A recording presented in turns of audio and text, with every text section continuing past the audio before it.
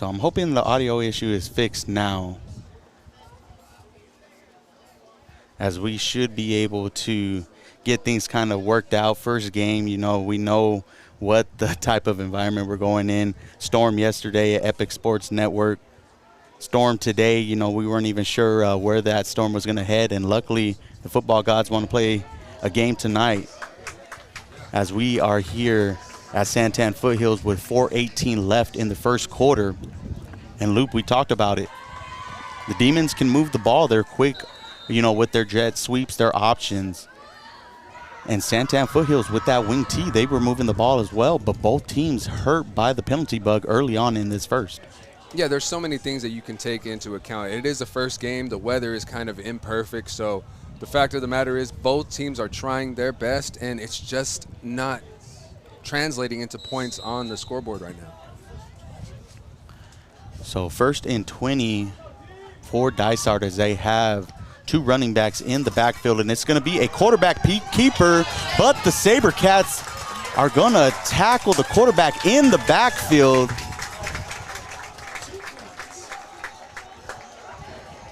As that looks like it's number 56, Vincent Areola. Oh, 66.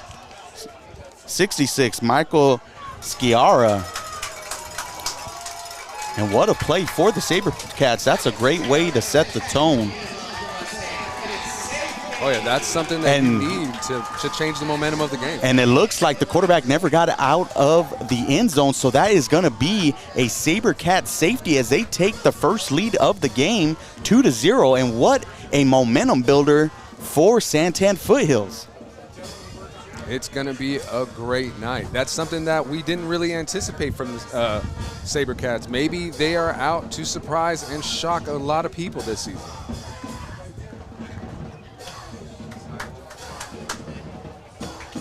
And so that means that Dysart will have to punt, as we have number 24, Dylan Alsakat, who's going to be back for the return.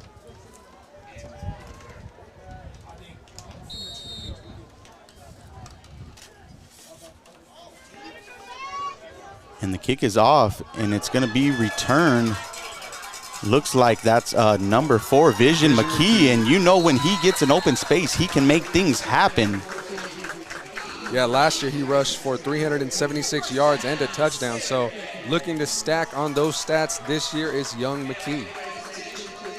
And let's take a look at Santan Foothills region from last year. You know, they went 3-7 and finished 1-3 in this 3A Central, as they got to play teams like Florence, ALA Ironwood. But from what they're showing here tonight, they are showing some promise this year of the Sabercats from 2 years ago.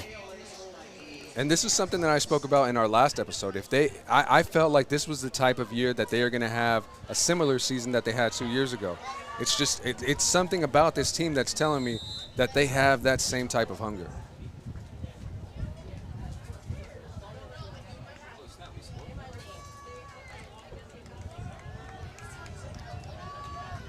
And Dalton Norman under center, as we got a motion, and it's going to be given to number 13, Holden Mikeworth, as he's going to be stopped at the line of scrimmage. As we got a little extracurriculars after the play, and the tackle is going to be made by number 58, Alex Pupo. Earlier in the quarter, we had an injured Demon on the field, and that was Mr. Pablo Miramontes. Glad to see that he got up on his own 2 feet.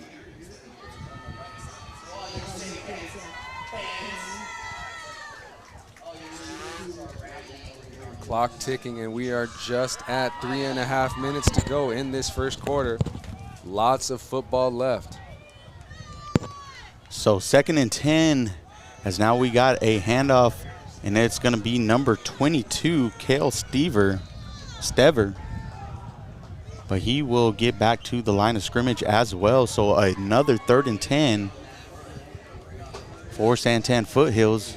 And interested to see what Coach Carlin dials up on this big 3rd down play, because I think if you can keep the momentum in your favor, pick up another couple first downs, and ride into the second quarter with the lead, it definitely got to build confidence for that sideline of San Tan Foothills. All they need is one good run. That's all the Sabercats need.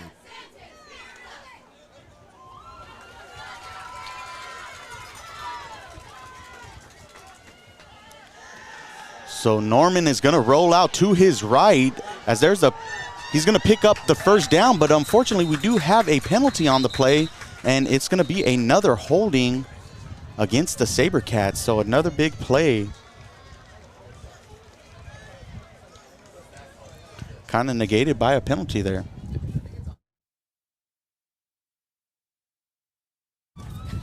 So that'll be a 10-yard penalty.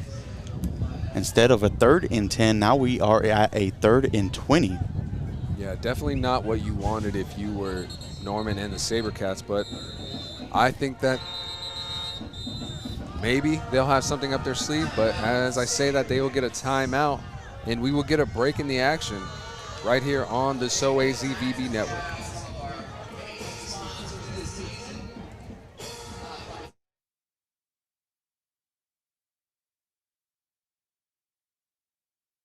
Year called Top 10 Tuesdays, where we're going to be highlighting the top 10 plays of every week.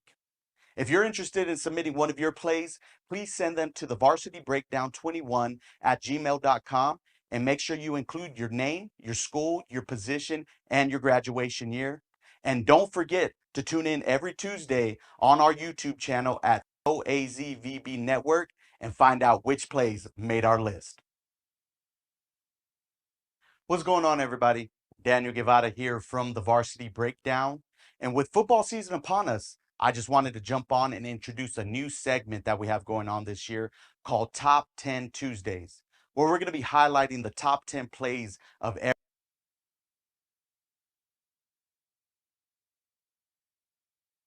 All right, we are back, and before we get things started on this 3rd and 20, let's take a look at where Dysart finished last year in the 3A Metro West, finishing 5-5, 2-3 in the region, as they got teams like ALA West Foothills and Paradise Honors, who is a tough 2 teams that they have to go through.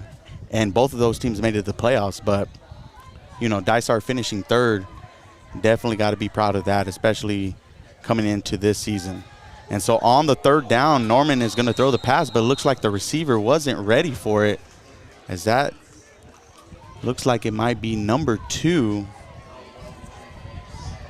And we'll get a name for that number here shortly.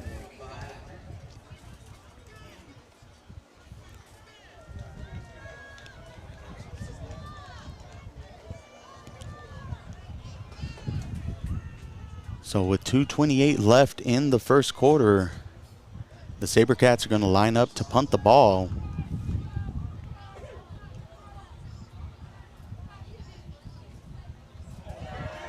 As now we have a muff punt on the play, and it's going to be recovered by the punter, but it's going to give Dysart great field position as they will start things off just short of the 15-yard line. Looks like the 17-yard line, and not what the Sabercats needed there, especially coming down to the end of the quarter. We talked about momentum, and that's how quickly it can go away with plays like that.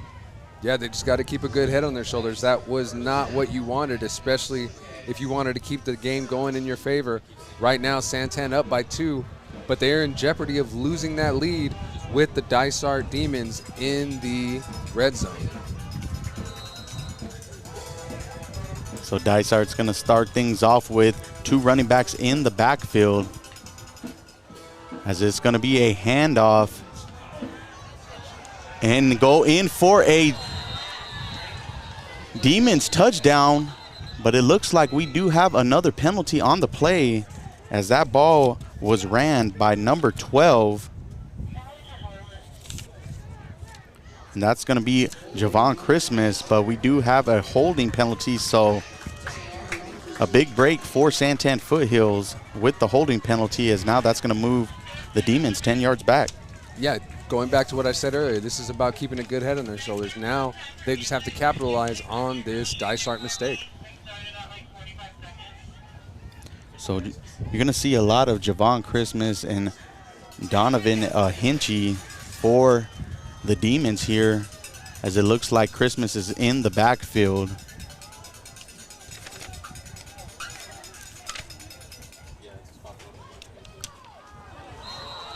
It's going to be a pass to the left side that's going to be incomplete.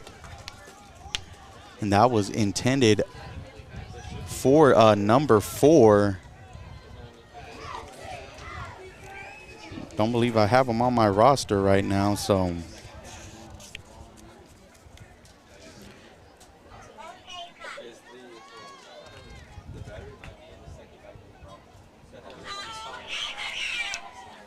Seems like a lot of switching of numbers there from the rosters that we do have, so bear with us.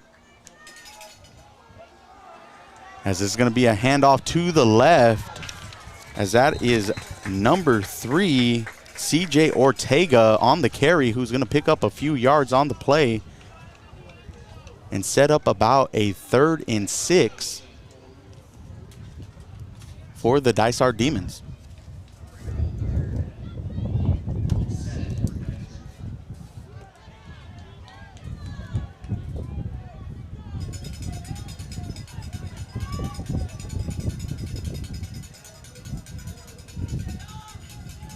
So 3rd and 10,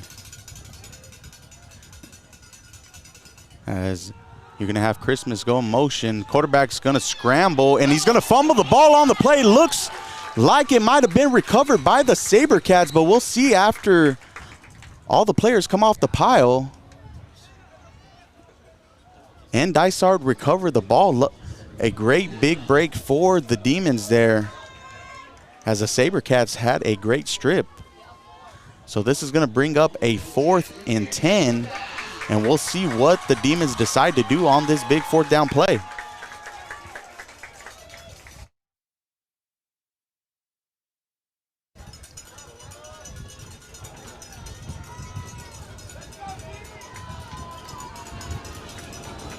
And now the crowd is getting into it. Definitely starting to feel it in this press box. So quarterback's going to roll to his right, make the pass, and it's going to be deflected.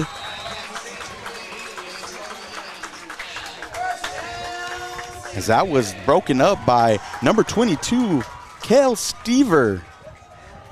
So big play for the Sabercats as they hold the Demons and turn the ball over with 20 seconds left in the first quarter. And you got to love the way San Tan Foothills defense is coming out to play here in this first quarter. Wouldn't you say, Luke?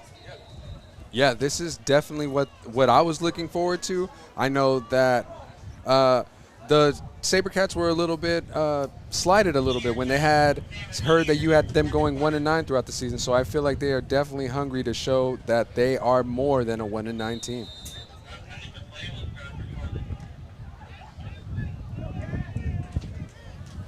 So Norman's going to bring the running back in motion, as it's going to be a big run up the middle and a big stiff arm on the play. Let's see that one again.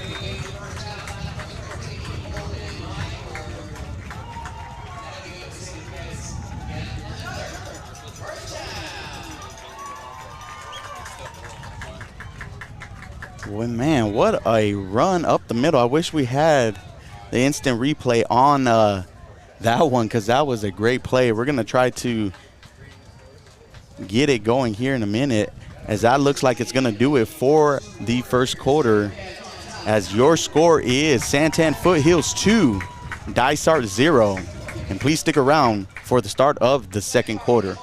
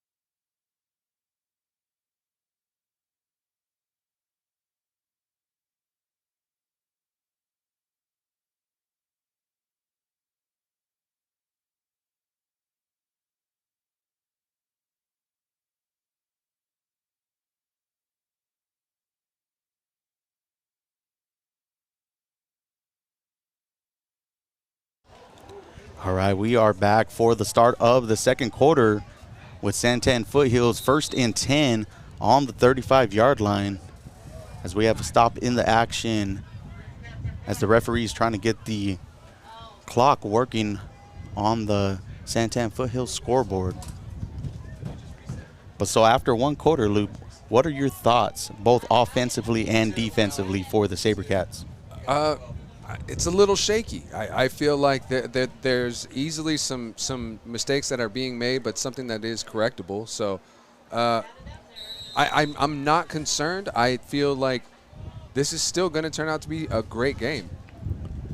And we have a man in motion as that looks like it is number 22, Kel Stever, who's going to pick up 5 yards on the play, maybe a possible 6. So a 2nd and 4 for the Sabercats. But this wing T, we always talk about it. You know, Coach Carlin is always dialed in with this wing T and is a run-heavy type of offense. But when you have great running backs, you know, you got Holden Mikeworth running out of the backfield, Kale Stever, who's coming off the jet sweeps, and they have so much quickness to them, you never know what to expect when it comes to this Sabercats offense, as Mikeworth is going to get the ball and he's going to break a couple of tackles and pick up a Sabercats first down just shy of the 50-yard line. How about that? You were talking about Mike Worth earlier, and look at him picking up big numbers for the Sabercats right now.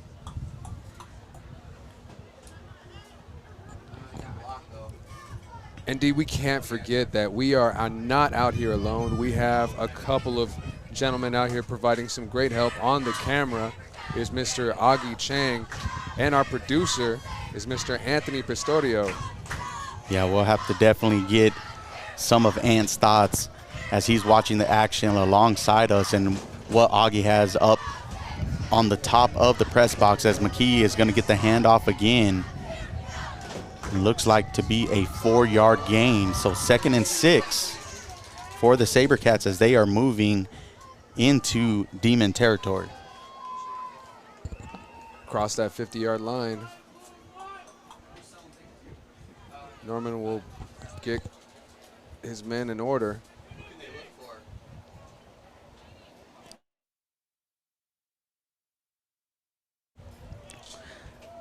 And as you see at the bottom of the screen here, I believe that is number 2. Oh, we're going to get another timeout. Excuse me, that was number 8. But we're going to get a timeout by the Sabercats.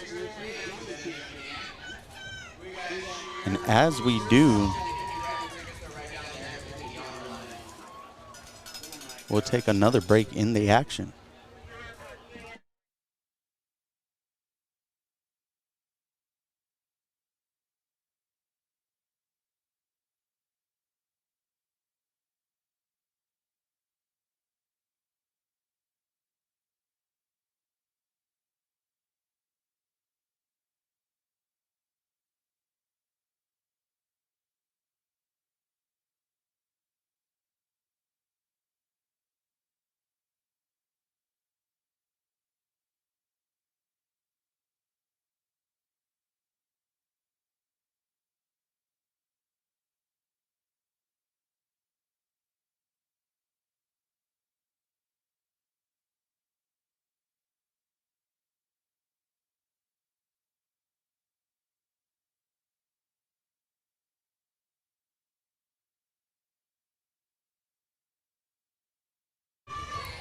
All right, so we are back as Norman is going to keep the ball on the option and pick up a gain of 2.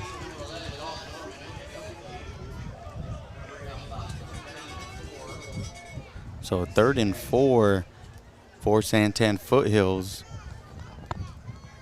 And I'm wondering when they're going to get some of these passes over to Jalen Fulton, a big target over there at the wide receiver position.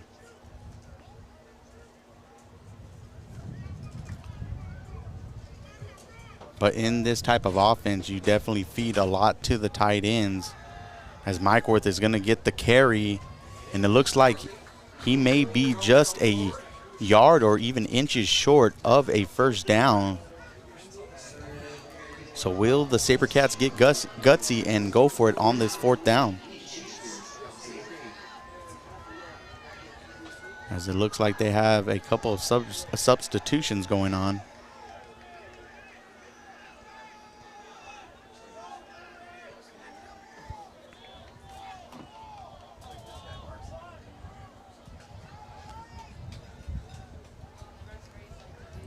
And just as expected, San Tan Foothills will be going for it on this 4th down. But before we do, they're going to take their last and final timeout.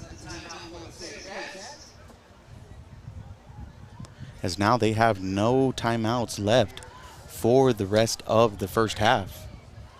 Here we go. Ready? 3, 2, 1, cheer. And salute. Great to be back here at San Tan Foothills. A 2-0 game, low scoring, but the first game of the season. And as we spoke about earlier, this game, we weren't even sure if it was going to be played after some of the storms that we had earlier, me coming from Tucson, you down here in Coolidge. And then even last night with Epic Sports Network, you know, everything kind of getting delayed to Friday night.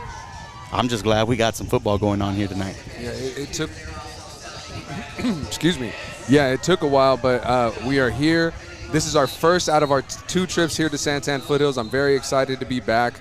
I wish that we could have been here for the hype night, but nonetheless, we are back at STF, the school behind the mountain, and Santan will take over back on offense for what they will hope to be a 4th down that they can turn into a first.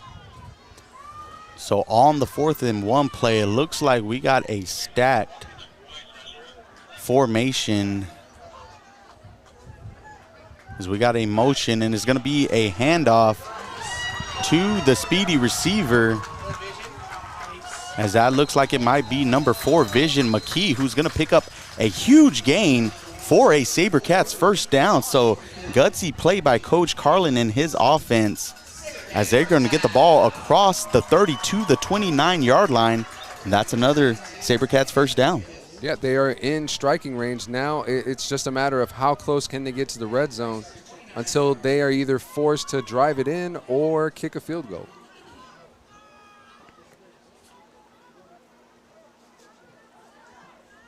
And D, with weather like this, how impossible is it to throw against the wind? Oh, it definitely impacts a lot. But, you know, with Santan Foothills, they run the ball so much that I don't even think they have it really in their arsenal tonight unless they are trying to surprise Dysart's defense. You know, but with things working, you know, with Mike Worth in the backfield, Vision McKee coming off the edge, you know, and Stever coming off the edge as well, you might not even need to pass the ball tonight. So on that play, it's going to be a couple of yards on the gain, as it's going to be a 2nd and 7.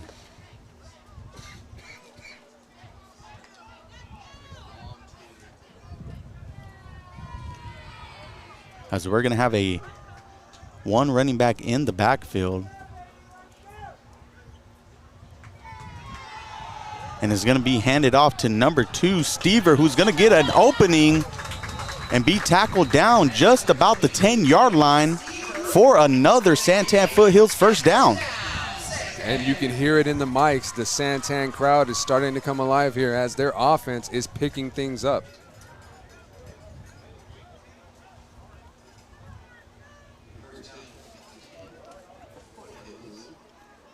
So they respotted the ball. It looks like it will be around the 13-yard line,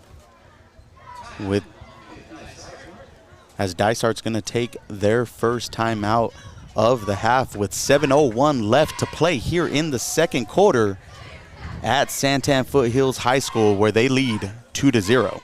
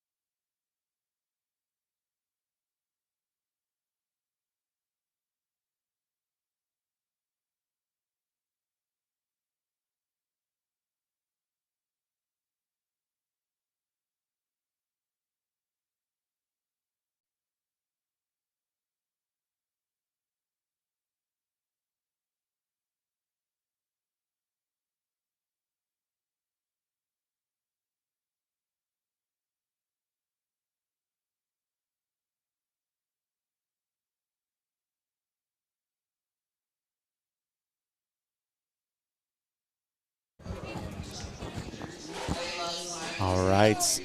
We got a 1st and 10 at the 13-yard line as it's another handoff to Vision McKee.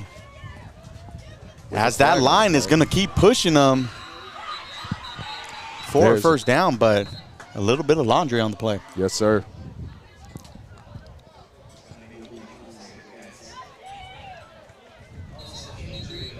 So, D, I got to ask, because we gotta have some type of understanding that the players on the field are having their first game jitters. Now, let me ask you something. Do you have any type of first game jitters? It's our first time in the booth, and I don't know how long actually calling a game. How does it feel to be back out here?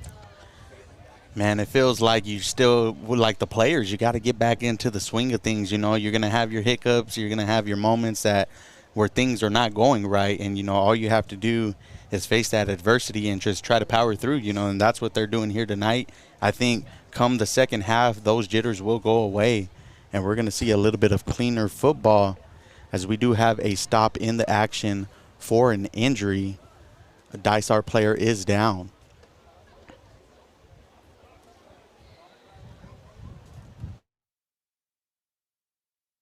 The varsity breakdown. And it is Luis Lopez who is able to get back up onto his own 2 feet and walk to his sideline, assisted by his coach.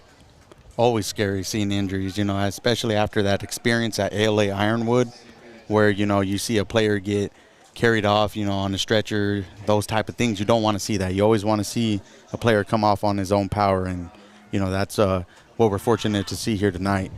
But with 6:52 left in the second quarter, it's going to be a 1st and 20 after the holding penalty on San Tan Foothills. And we'll see if they can muster enough to get a touchdown before the end of this first half. If you didn't correct yourself, I was going to say it's not going to take long for the Demons to catch up.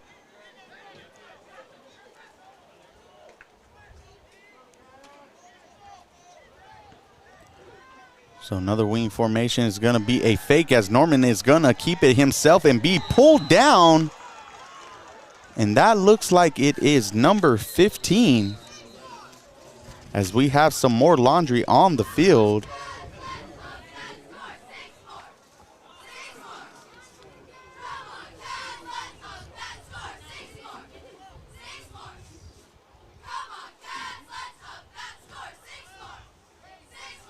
And there's going to be another holding against San Tan Foothills. So what started inside the 15-yard line has now pushed them 20 yards back to what looks like the 33-yard line.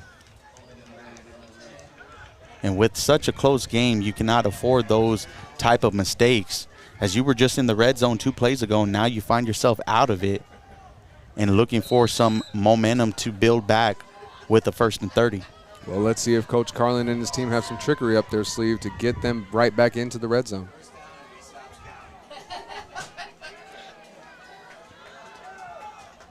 So Norman's going to put a receiver in motion as he's going to fake it and hand it off to McKee, who's going to be tackled by a gang of tacklers, specifically number 54 for the Demons, as that's Robert Vandenbosch. What a great name.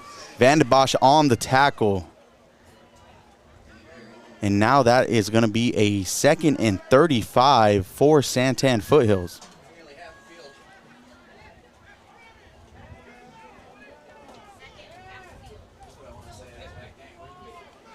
And if you're if you're Santan here, do you feel like you have to pass, or is this something where you're trying to force something to be swung way out?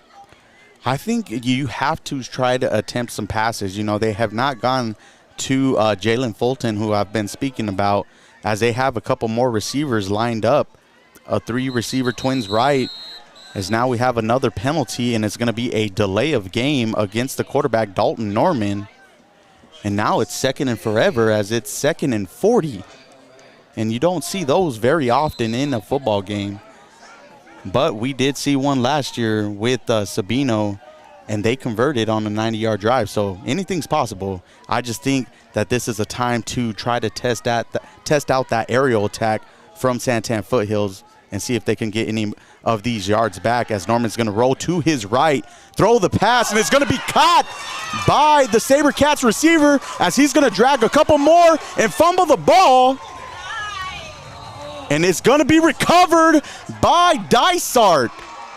So what turned into a wonderful catch by Vision McKee turns into a Sabercats turnover, and Dysart now has the ball on the 16-yard line with 5:15 left here in the second. That's heartbreaking. That's definitely not what you want to see. It was a really good catch, and he was able to make a couple of demons chase him, but unfortunately that Dysart defense was able to punch it out, and kudos to Donovan Hinchy for jumping on that ball and maintaining the possession for the Dysart Demons. Because it looked like the Sabercats possibly fell on it, but, you know, when you get into that little scuffle, whoever can come out on top. Oh, yeah. But it looks like Dysart's going to go twins right with one running back in the backfield. As they go into motion, it's going to be a muff snap. Oh. And it's going to be a recovery by the Sabercats. Take that back, a Sabercats touchdown, as the bot snap turns into 6 points for San Tan Foothills, as that was recovered by number 2.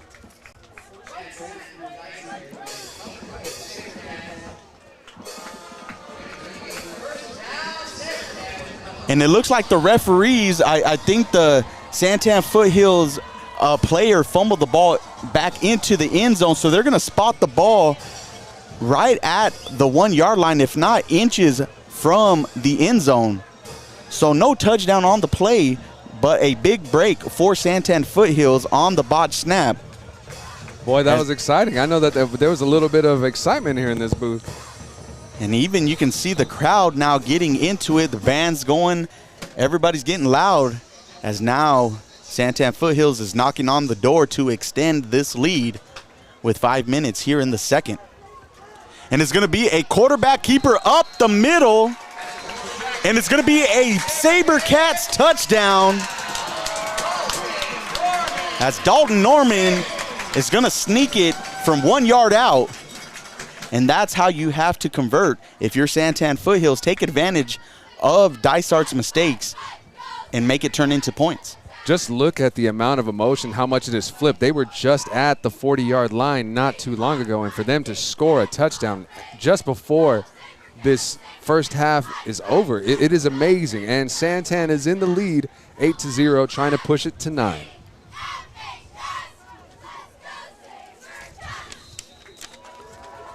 And it looks like number 75, Christian Swatzel, will be out for the extra point.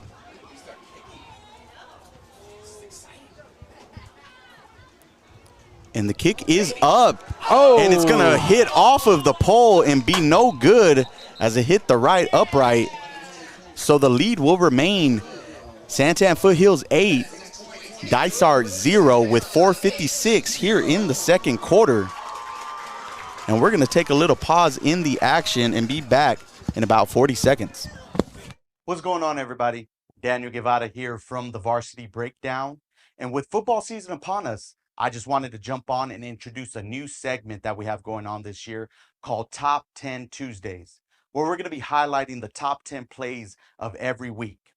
If you're interested in submitting one of your plays, please send them to the varsitybreakdown21@gmail.com, and make sure you include your name, your school, your position, and your graduation year. And don't forget to tune in every Tuesday on our YouTube channel at SoAZVB Network and find out which plays made our list. What's going on? All right, we are back here for the kickoff with 4:56 in the second. As now Santan Foothills has the momentum with an 8-0 lead. After that botch snap, recovery from the defense, and Swatzel's going to get a little pooch kick, and it's going to be a fair catch by Dysart. Well, there will take over at the 36-yard line.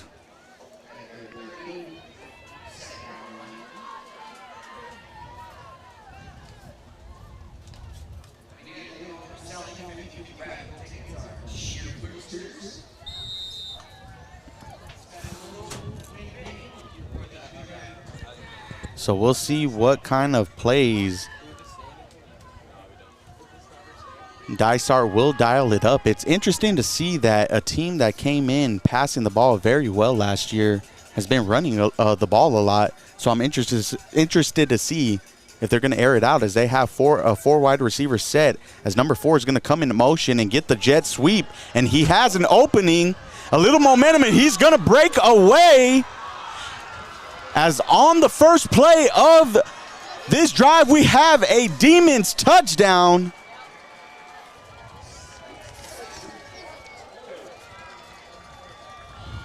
As that was a big run for Dysart, and now we have an 8-6 ball game.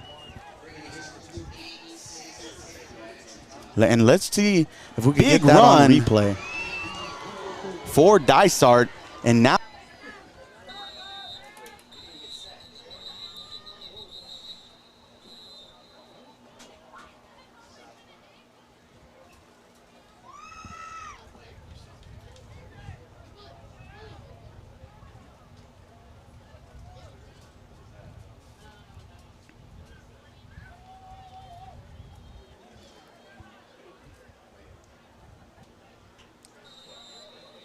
Looking like a little bit of confusion on the field as the Dysart Demons line up and go for 2. And so we're going to get a handoff down the middle, and it looks like it's going to be a fumble on the play, as I believe that was number 12 for Dysart. That was Javon Christmas, but he ends up letting the ball go just shy of the goal line, so no points for Dysart. As now the lead is 8-6 with 4:46 left in the ball game.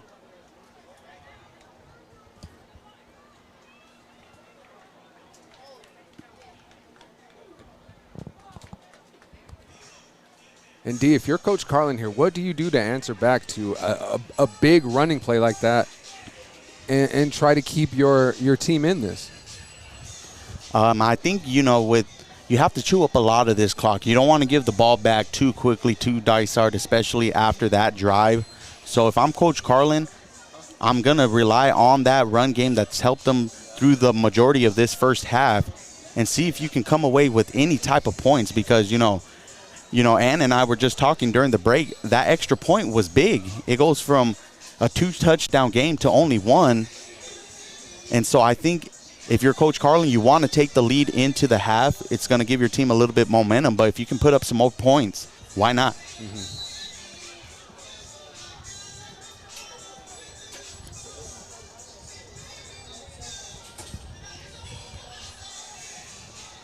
And so as we await the kickoff, looks like it's going to be caught by Vision McKee, who's going to fumble the ball. He might have fell on it.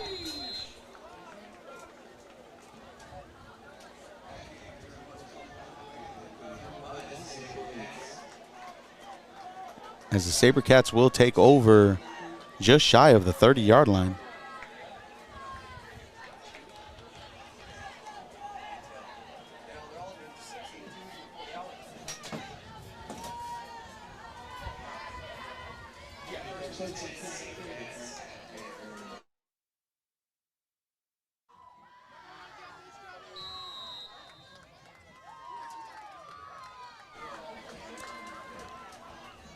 So we have 4:40 remaining in this first half. San Tan Foothills on the 29-yard line.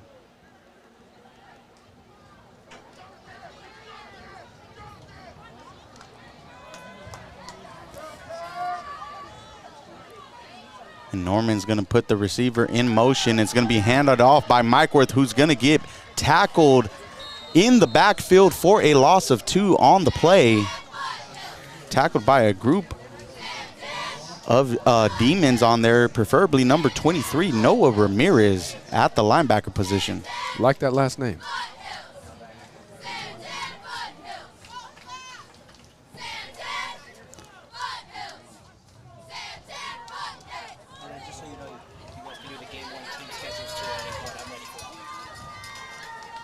All right, so 2nd and 12 for San Tan Foothills. And I'm wondering if you do a little play action here as the receiver goes in motion again, and McKee is going to get the ball and pick up about a gain of 4 to 5 yards, as now it's a 3rd and 8. So if you're Coach Carlin here, Luke, do you want to chew up a little bit of this play clock before you snap the ball on 3rd down? I would say chew up a little bit, but you don't want to chew it up too much. I think that Coach Carlin and crew definitely know the perfect amount. And just remember, as you can see on the scoreboard, Santan Foothills is out of timeouts for the remainder of the quarter. So if they do pick up a 1st down here, they're definitely going to have to move things quickly, as it's going to be a pass across the middle and be caught by a Sabercats for a 1st down. That is number 44.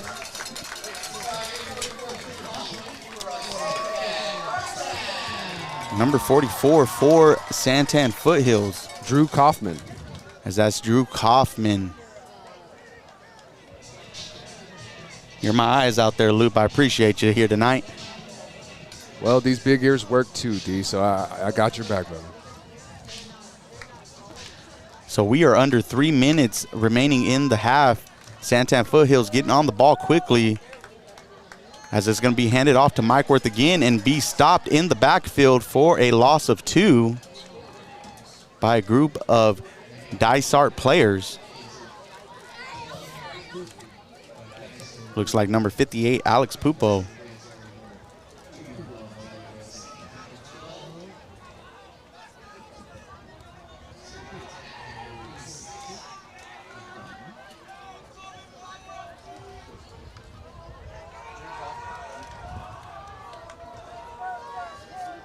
So big 2nd down here, as it's going to be handed around to number 22, Stever, who's going to also get pulled in the backfield, as it looks like it's number 13.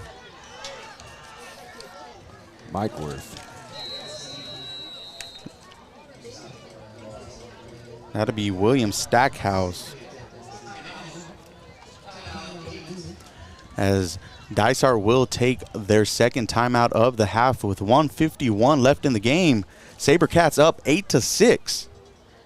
And instead of going to break, let's take a look at the remaining schedule for Dysart and Santan Foothills. So after this game, Dysart will be hosting River Valley, and Santan Foothills will be back here at home on Friday night taking on Tempe. We remember that game last year up at Northern Arizona University, where Santan Foothills was able to pull out a victory.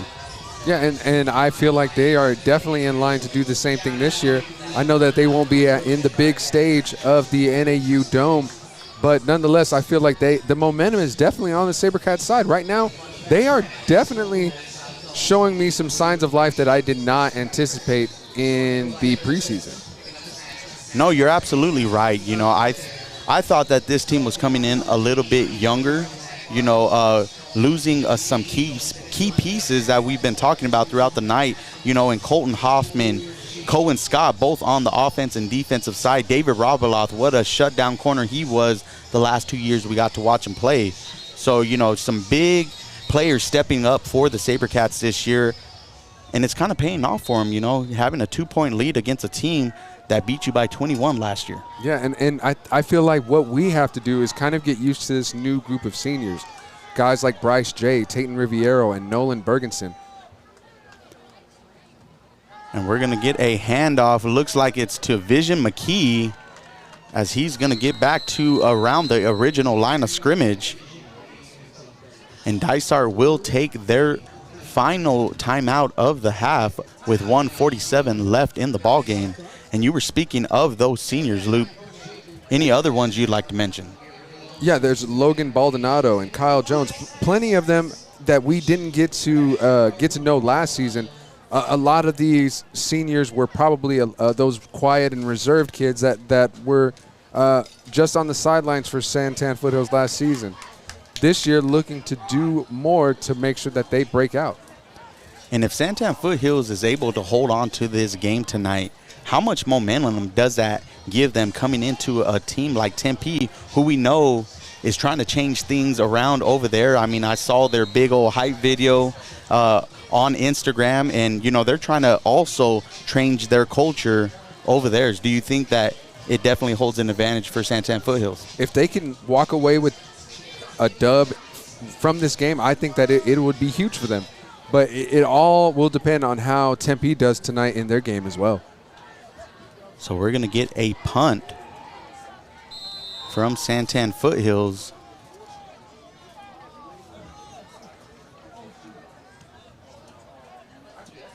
And it's going to get a Sabercats bounce, but only roll to about the 31-yard line. Make that the 32. So now we saw Dysart come out of that last play, or their first play on their last drive, and pick up a touchdown. We have not seen that aerial attack that we know that they can definitely throw out to San Tan Foothills. But would you go back to the run? You have no timeouts left here, or are you trying to air the ball down here in the last 1 minute and 45 seconds? I think you experiment here. I think you try to air it out and maybe run out that clock. And as I say that, they hand it off on another jet sweep by number 4 of the Demons. Unfortunately, no name on the roster to identify him with. We'll see if we can get some information before the start of the second half, as now Dysart is playing a no huddle with one receiver, or 3 receivers to the left, and the quarterback's going to roll out to his left and attempt a pass to number 4, but we do have some laundry on the field as we have a holding against Dysart, which is now going to turn a 2nd and 1 to a 2nd and 11. Not good if you're Dysart, but if you are the Sabercats, this is exactly what you want to do to keep your lead going into the half.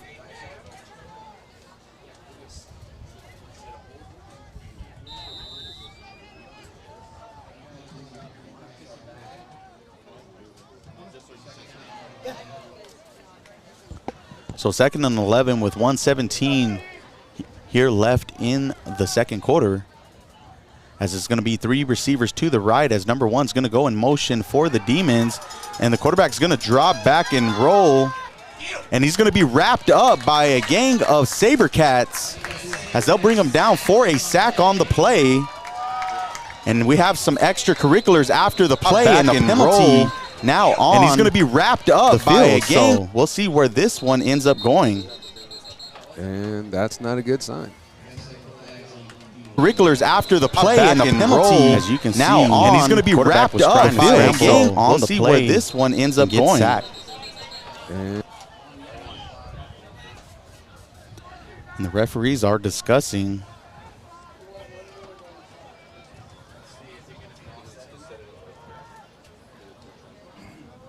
So here, I think if you're Santan Foothills, you picked up a big play, got the sack. You know, of course, things are going to get a little chippy. Both teams, you know, we have a good game here going on. You can't afford to have unnecessary penalties and give Dysart extra yards here. Not at all, but we will see what happens after these Zebras are done congregating in the middle of the field.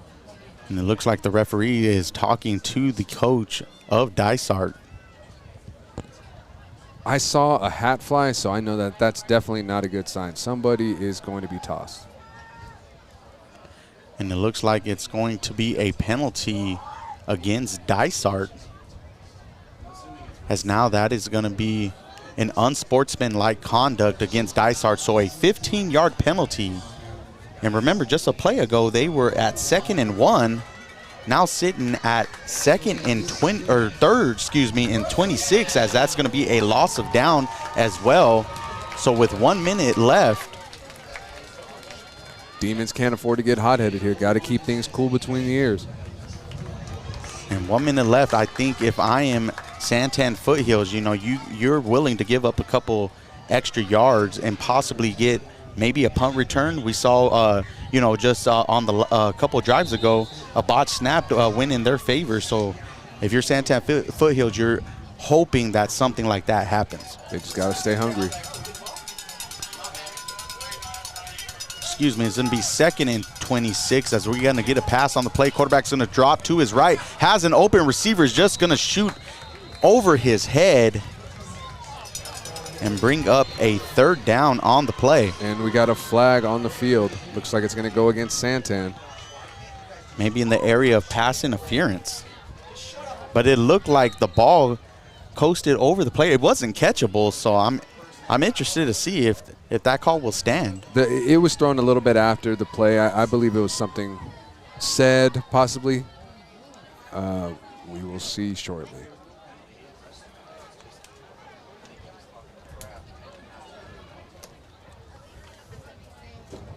So we're going to have an unsportsmanlike conduct against the Sabercats. And that's going to be an automatic first, excuse me, in high school, I don't believe it's automatic 1st down. So instead of a 2nd and 26, we are back to about a 2nd and 11 for Dysart. Maybe a 2nd and 12. As we got 2 receivers to the left, and it's going to be a handoff to number 4 for Dysart, as he's going to be pushed out of bounds. 36 seconds remaining.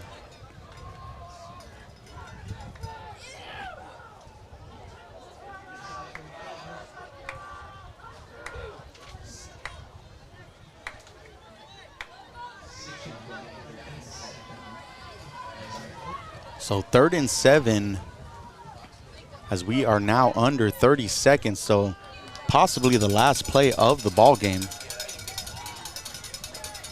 As Dysart will go trips to the right. Quarterback's going to drop back. Roll out to his right, looking for an open receiver, and he's going to chunk the ball downfield, and it's going to be tipped. Almost intercepted by the Sabercats. Lots of O's coming from the crowd, and that could have been a huge momentum shifter in the way of the San Tan Foothills Sabercats. 11 seconds left on the clock, a 4th and 7. And we're going to see what Dysart decides to do on the 4th down.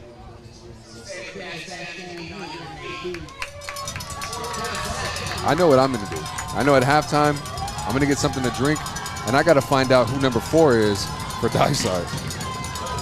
And possibly number 5, the quarterback as well. And I believe it's going to be... That's Roman. Okay, Isaiah Roman, as they're going to go for it on 4th down, and it's going to be a quarterback keeper as Roman's going to pick up the 1st down, but I don't know if he got out of bounds. The clock will stop with 2 seconds. But let's see if they can get on the ball to spike it and possibly throw one Hail Mary as far as Roman can. Very exciting here to finish things up in San Tan Foothills. And he will not get it out in time, as that will expire the 1st half here in San Tan Foothills. The score is 8-6 with Santan with the lead over Dysart. We will be right back here on the Show AZ VB Network.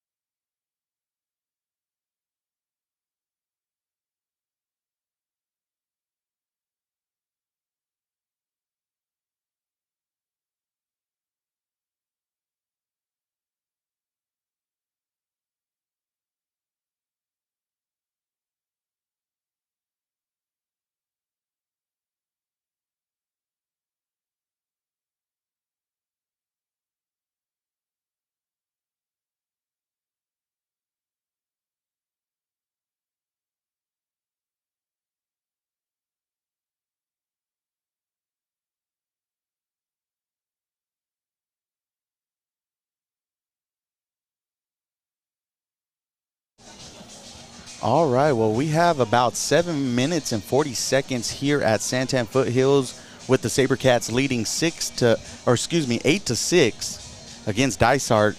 And we got two of our newest team, our crew members right here, Augie Chang and Anthony Pistorio. Augie up there in the sky running the cam. How are you liking things so far here with these two teams tonight? It's definitely fun to watch. Definitely very fun to watch. Two teams are very defensively playing really well right now. A lot of offensive mistakes, but overall, it's a really fun game to watch right now. And Ant, you're kind of doing everything here in the production set.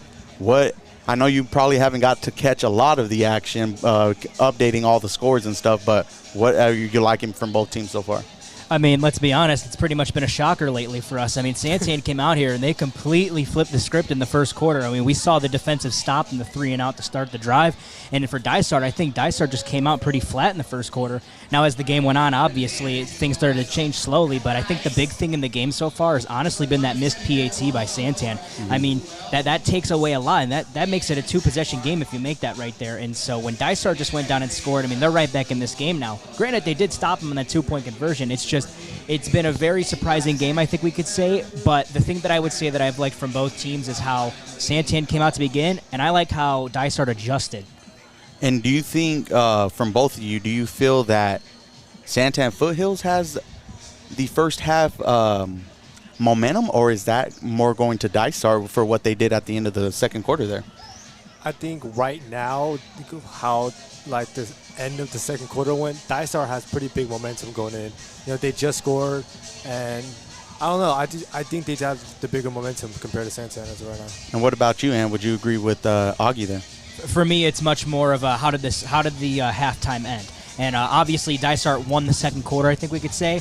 Santan definitely came out with the fire and the energy, but Dysart was able to flip the script later on in the game. But for me, if I'd have to say who won the first half, it's probably going to be Santan. I mean, when you get the ball in the second half and you're telling yourself you're up 2 going into halftime, that's a win, whichever way you look at it. Even though you got a little slow in the end of the second quarter, you still were able to come out on top in the half with the lead, and you have a chance to double that score and make it a 2-possession game with a score right off the gate in the third quarter. And I think you got to be impressed with both defenses. With San Tan Foothills, recovering the ball on the botch snap, which looked like a touchdown, but got the ball at the 1 and made things easy for their offense. And then you had Dysart, who got a nice strip after a big pass from San Tan Foothills, which they don't even do a lot throughout the course of a game. So both defenses have made big plays to keep their teams within striking distance. And how about the offense, man? That wing T, man, they are running it down Dysart's throat this game. I mean, they've obviously had errors in the turnover game, which I think they need to clear up, and they need to clear up some errors in special teams as well. But let's talk about that run game, man. I mean, Dalton Norman has this offense commanded pretty well right now. Coach Carlin's calling the right plays, and man, they are definitely shocking me right now with the wing T, and they are running it, and you know what? Why stop if it's working? And, I'm very impressed with Holden Mikeworth in that backfield. And then you got Vision McKee, and then I believe it's Kale Stever. All three running backs are kind of making an impact for San Tan Foothills, and that's something that they're kind of carrying over from last year, especially when they lost Colton Hoffman. He missed a few games. They were able to step up and be able to keep their teams within striking distance. Because if you look at their scores from last year, they were almost in every single game. There was a few teams that, played that they were better than, but everything was always close. It always came down to who kind of wanted it more. And you know what? Tonight, I'm kind of seeing that San Tan Foothills team from 2 years ago where they actually made the playoffs. Could that possibly happen for San Tan Foothills? I think it's all going to start if they pick up a victory tonight. Yeah, and the thing is I talked about this last week, is about the running back position and people being able to come in and fill voids. And I think that we've seen 3 fresh running backs get a lot of rest, and everyone's stepping up to the plate. Whether it's Holdenworth or whoever, they're coming in, they're stepping in, and they're making plays. And I think that that's the most important thing. And I think that that's honestly the reason why Santan's up right now. Because when you look at it, Dysart's running the same back sets. Now, what would I like to see in the second half would probably be some 13 personnel. I love my tight ends, man. Yes. And, you know, the thing is with the wing T, if we can throw 2 to 3 tight ends out there and block on these stretch plays, some of these can be broken big. All it takes is one cutback inside in an open lane to take it down the field. Augie, what about you? Is there anything that you think that could happen in the second half for both teams that could help them get the edge over the other? Yeah, I think Santan needs to continue to play aggressively on offensively. You know, that they definitely shocked me throughout this course of the whole game where, you know, we talked about in the podcast last week about, you know, they need to adjust to the modern day offense, right? To, you know, throwing more passes, things like that. But they're showing us right now the wing T offense really works, especially against a pretty well established defense, you know. So they just got to keep playing aggressively in the second half. All right, so we have about 2 minutes and 15 seconds till we get back to the start of the action. So from both of you, I want to know what you guys think the final score will be here at the end of the fourth quarter. Augie, I'll start with you. Man, just seeing how this game is going, I don't know. I really don't know. Throw a score out for me, or pick a team. Like 15-13. 15-13 in favor of who? Santan. San Tan Foothills. Are you feeling the same there, Ant? I think Santan's going to be able to flip the script here in the second half. I think that they're going to be able to come out and fire out fast. We saw that in the first half, so why can't it happen again? I think Santan's going to get a little exhausted in the fourth quarter, but I think Coach Carlin's got his guys ready enough, and I'm going to go 16-12. Give me Santan by 4 to end the game. So you heard it here. San Tan Foothills by both of our new crew members, Augie Chang, Anthony Pistorio. Thank you all for joining me for the halftime break. And we're going to take another break in the action. We'll be back for the start of the third quarter.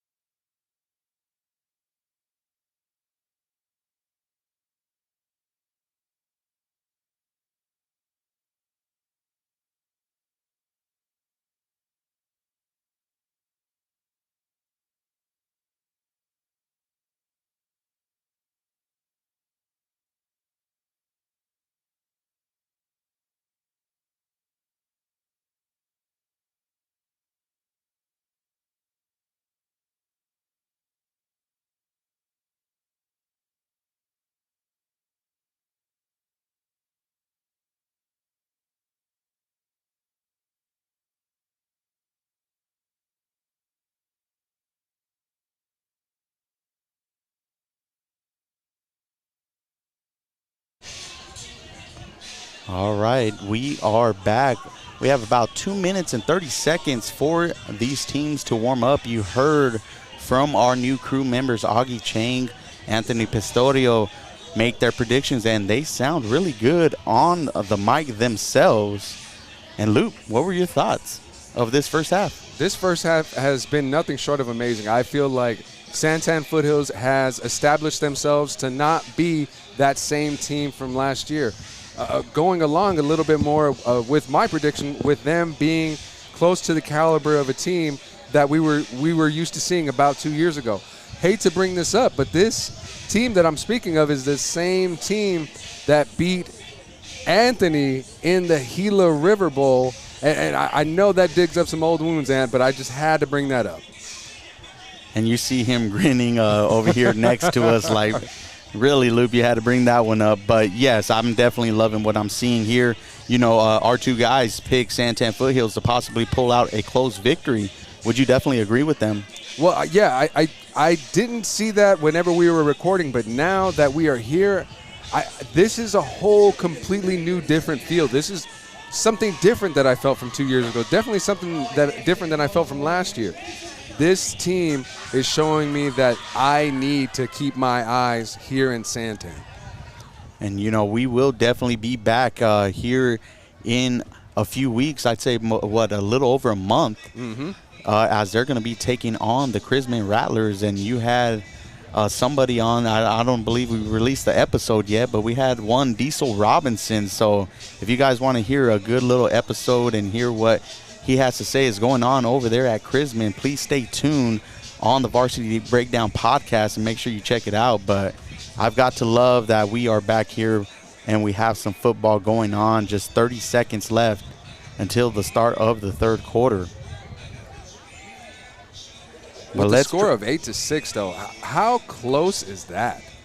Oh, man, it's definitely a head turner. As this was a game that finished 35-14 last year, so you got to feel excited if you are a Sabercats. But let's take a look at some of the scores from around Pinal County, as we have Gilbert Christian leading Florence 21-17. Morenci surprisingly leading ALA Ironwood 21-0. And as we kind of had already in favor of Santa Cruz Valley, they are up 40-0 in the start of the third quarter. And Sabino's taking it to Coolidge, leading 33-0. As Ben Franklin has now started pulling away from Chrisman. It was a 7-0 game at the end of the first, and now 27-7. So any surprises there that you see regarding these scores? Yeah, right off the bat, seeing that Gilbert Christian was beating Florence was a huge surprise to me. Yeah, and we'll see how these games play out. I definitely am impressed with what Sabino is doing over there in their home stadium against Coolidge. But now I think we are ready for the start of the third quarter, as the Sabercats will be getting the ball. And we have number 24, Alsacot, who will be back returning.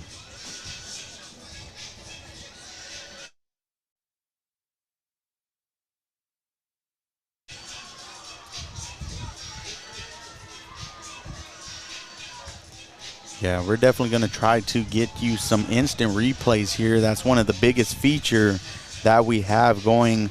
We have a new device that we're testing out, trying to get through the hiccups of it, earlier on the start of the game.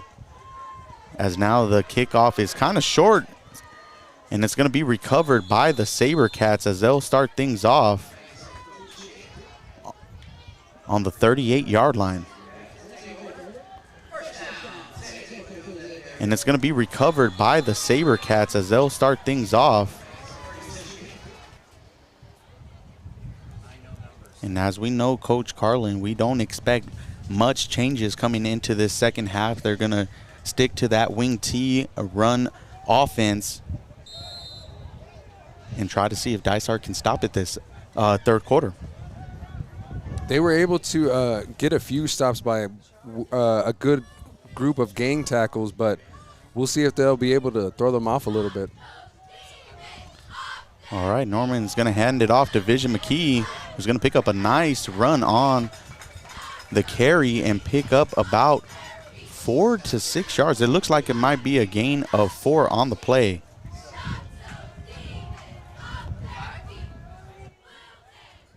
Sabercats doing a really good job of running the ball. 4 to 6 yards. Let's see if they'll be able to maintain in this second half. So it's going to be a 2nd and 4 for San Tan Foothills. And one of the big guys up front that we have to kind of acknowledge for San Tan Foothills, opening up a lot of holes, as it's going to be a carry by Stever, who is going to get back to the line of scrimmage.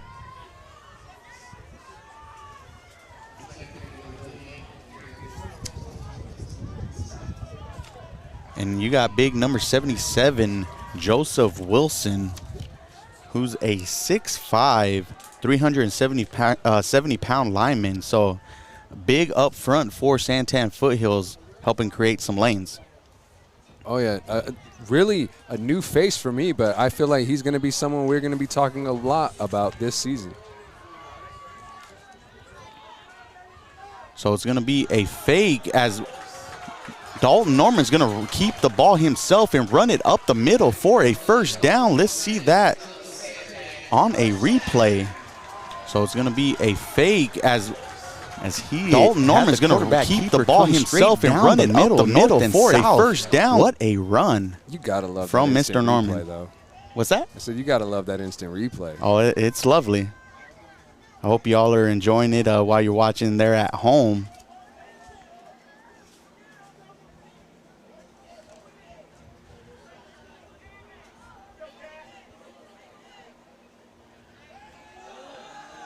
It's going to be a run up the middle, possible gain of 2 to 3 yards, as that was Vision McKee.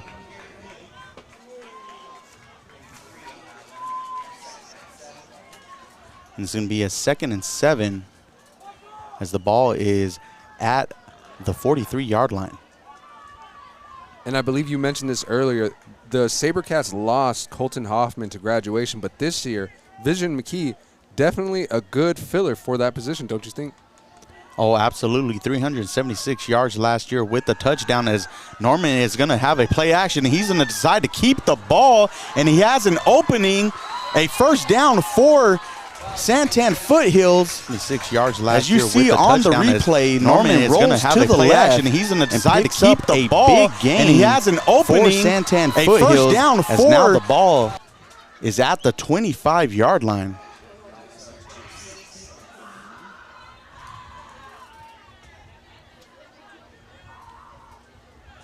This is the nitty-gritty. This is what we expected out of Santan. Now they're doing everything that they can to ensure that they lock up a first game win. And we're going to have Vision McKee go in motion, and it's going to be Mike Worth with the handoff up the middle and pick up a gain of about 15 yards. So we have another replay, and you see that hole. It is going motion, and it's going to be Mike Worth with the handoff up the middle and pick up as Santan Foothills is now inside the red zone at the 10-yard line.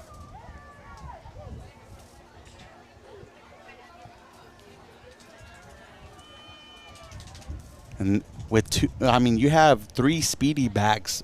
I think that's the difference here with Santan Foothills this year. So you got speed coming at every angle for you as McKee goes in motion, and Mike Worth's going to get the handoff again and pick up about 3 yards on the play.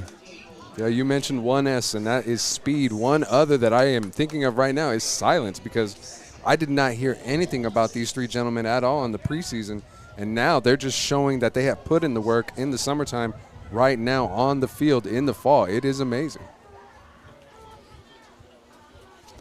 So with Santan Foothills knocking at the door, we have a 2nd and 7 at the 7.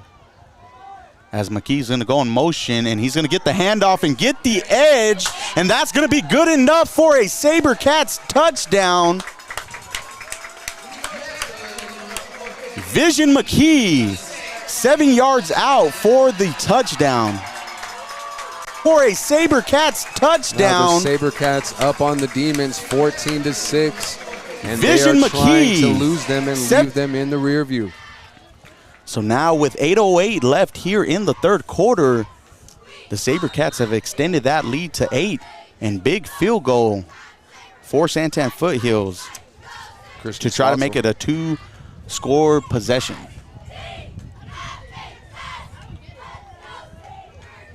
And the kick is going to be up and good this time, as now Santan Foothills has extended that lead 15-6 with 8:08 left here in the third quarter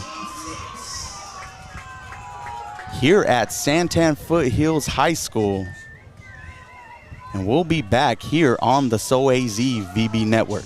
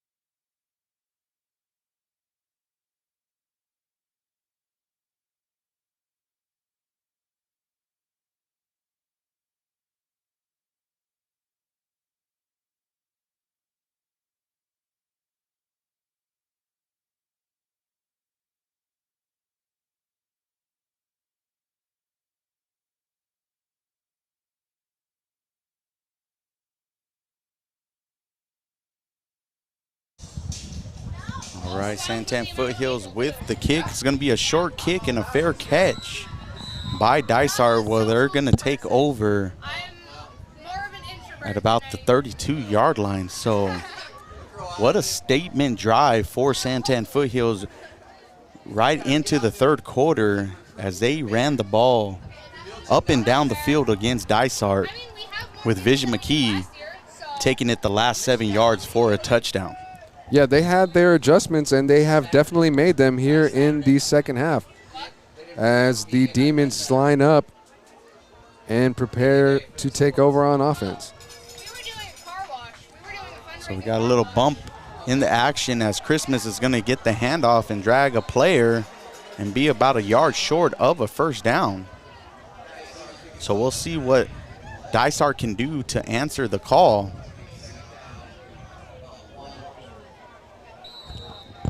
And you got to think if Dysart's able to drive the ball down, it's going to almost be who can end up with the ball last and run out the rest of the clock. That's exactly what this game is going to look like at the end.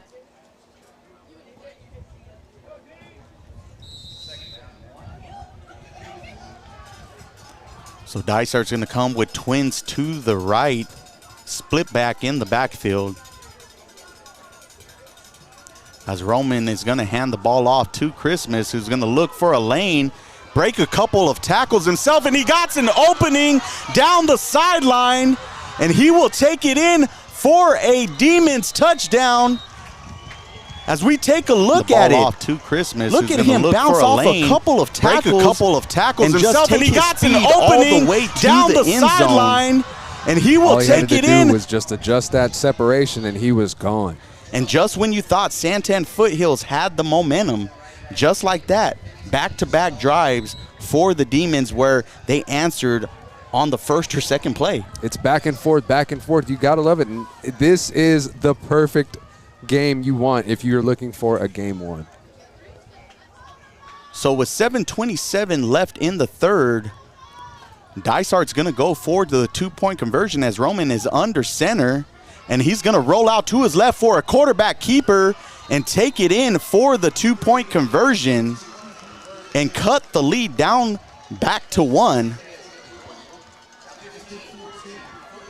And what a game we have on our hands. I mean, back and forth, good action, offense and defense.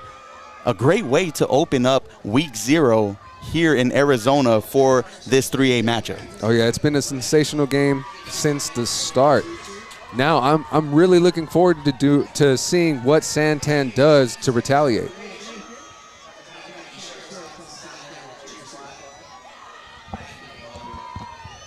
And you got to wonder, could Santan Foothills be getting gassed on the offensive end? You know, you would think that they would get a little bit of a break with the defense going out, but with Dysart answering in, you know, back-to-back touchdowns in 1 to 2 plays, we'll see if they can continue to open up some lanes. As I got an update on the Gilbert Christian and Florence game, as Florence has cut the lead down to 2 as it's 23. Oh, excuse me, they are now up 23 to 21 against Gilbert Christian. So great way for the Gophers to battle back.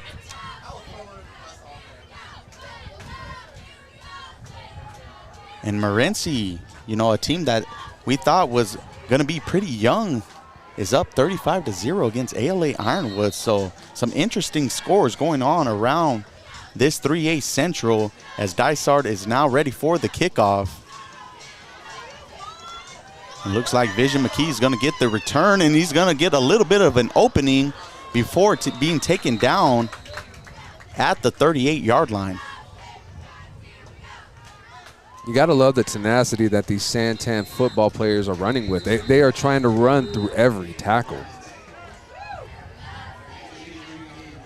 In Santa Cruz Valley, as we have a injured player from Dysart, we're going to take a little pause in the action as he is being tended to.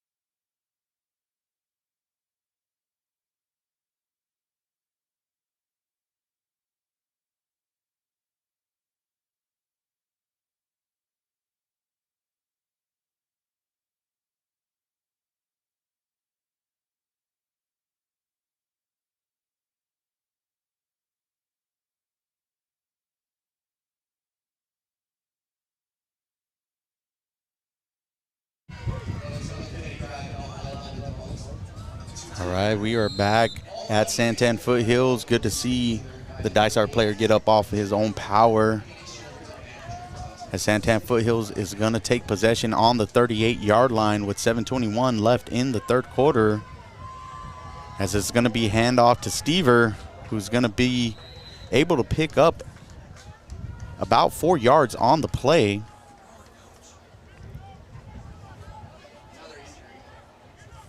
And we have another Dysart player down. But he's going to pop up really quick. We'll see if he gets subbed out of the game. Looks like he's going to stay in.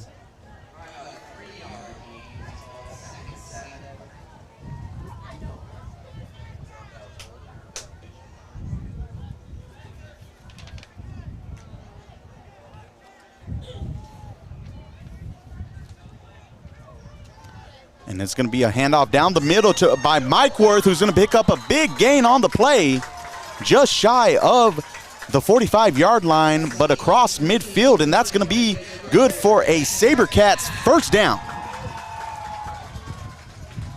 Big holes up the middle for Mike Worth, having himself a day. Oh, yeah, you got to love his vision. He's able to take advantage of these demon defenders and making them look silly as he's leaving them behind. And so when you look at the offense for San Tan Foothills, you know, they only pass for 60.8 yards, and they don't even need it tonight, as Vision McKee is going to break off the tackle and find a big hole, but we do have a little bit of laundry on the field, possibly in the area of holding. But as we wait for the refs' decision, you know, they rush for 211 yards per game last year. And I know that they're going to surpass that here tonight.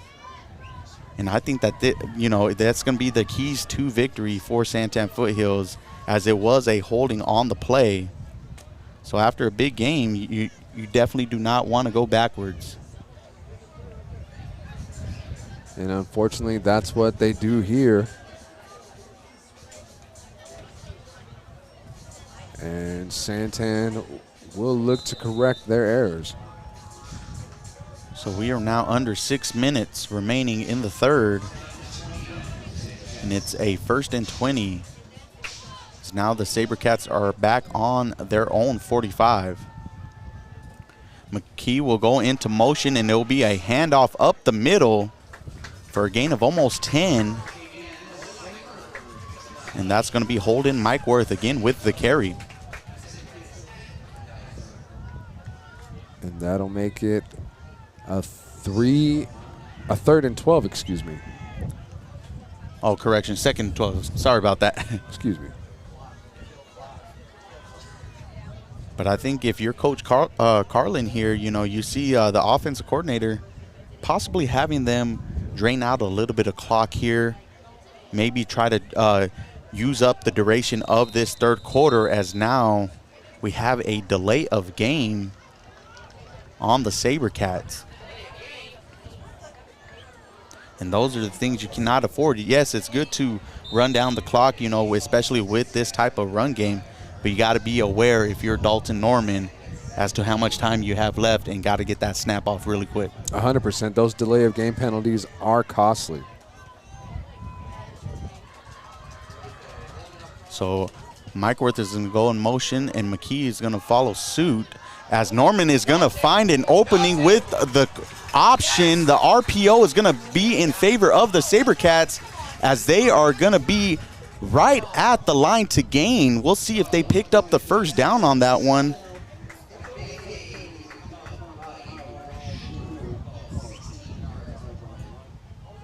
The RPO is going to be in favor of the Sabercats, so it's going to be a 3rd and 1. Yeah, looking at the replay, looks like he took a big step out just a yard before the pylon, or excuse me, yard marker. So a big 3rd and 1 for both teams. Let's see which team has enough, as Mike Worth is going to get the ball up the middle again, and he's going to be doing what he does all night and run for 5 to 10 yards almost every play here. As you see, the wind is now starting to pick up here at San Tan Foothills, and we have a referee timeout with another injury on the Dysart team. So, and that looks like it's number 24, Luis Lopez. So, And unfortunately, this is the second or third time that Lopez has been down. Let's hope that it's nothing serious. And I think as you get into this latter part of the game, you're going to see a lot of players in this first week probably getting a lot of cramps. You know, your body's not conditioned. You know, no matter what you do over the summer, you know, leading up to the start of the season, you cannot replicate live football. And I think we've seen that no matter what week 1 game or week 0 game we were at, we've seen a lot of teams where players were going down with cramps. But as he's being tended to, we're going to take a little break in the action, and we'll be back shortly. What's going on, everybody? Daniel Guevara here from the Varsity Breakdown. And with football season upon us, I just wanted to jump on and introduce a new segment that we have going on this year called Top 10 Tuesdays, where we're going to be highlighting the top 10 plays of every week.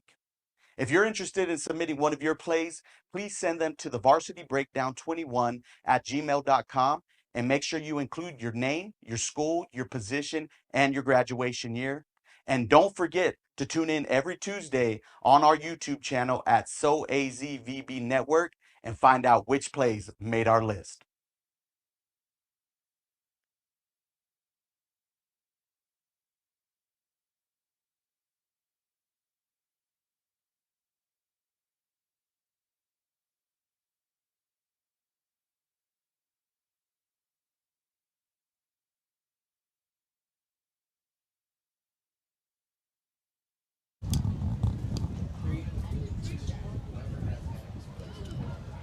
All right, looks like number 24, Luis Lopez, is being assisted off to the sideline with what looked like some cramps. We spoke about it. You know, it's tough to find that in-shape game, and, you know, a lot of players are going to have that early on in the season. So we have a 1st and 10, as it's going to be Stever on the carry for a gain of 2. And so I know we were talking about big number 77, Joseph Wilson, also known as Master Oogway, according to the chat room here on YouTube. Or the Big Show. And we have another injury timeout for a Dysart player.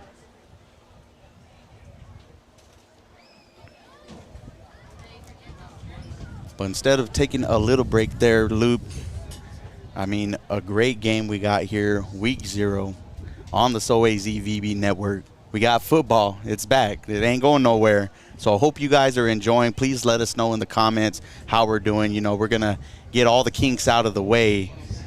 But some of these games going across the state of Arizona, specifically here in the 3A Central, you could possibly have San Tan Foothills, if they're able to hold on, be in sole possession of first place, depending on how the other scores play out, especially that game in Florence. And I know nobody had that on their radar at the start of the season. Oh, definitely not. They and when I say they, I mean us included. We kind of wrote off the San Tan Foothills Sabercats, but they are doing everything that they can to make sure that we eat our words tonight. We got class of 2024 in here, Zachary Appleberry. Thanks for joining us here on the SoAZVB network.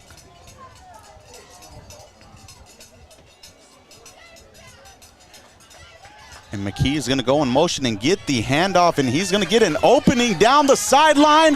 And for the second time tonight, Vision McKee in the end zone.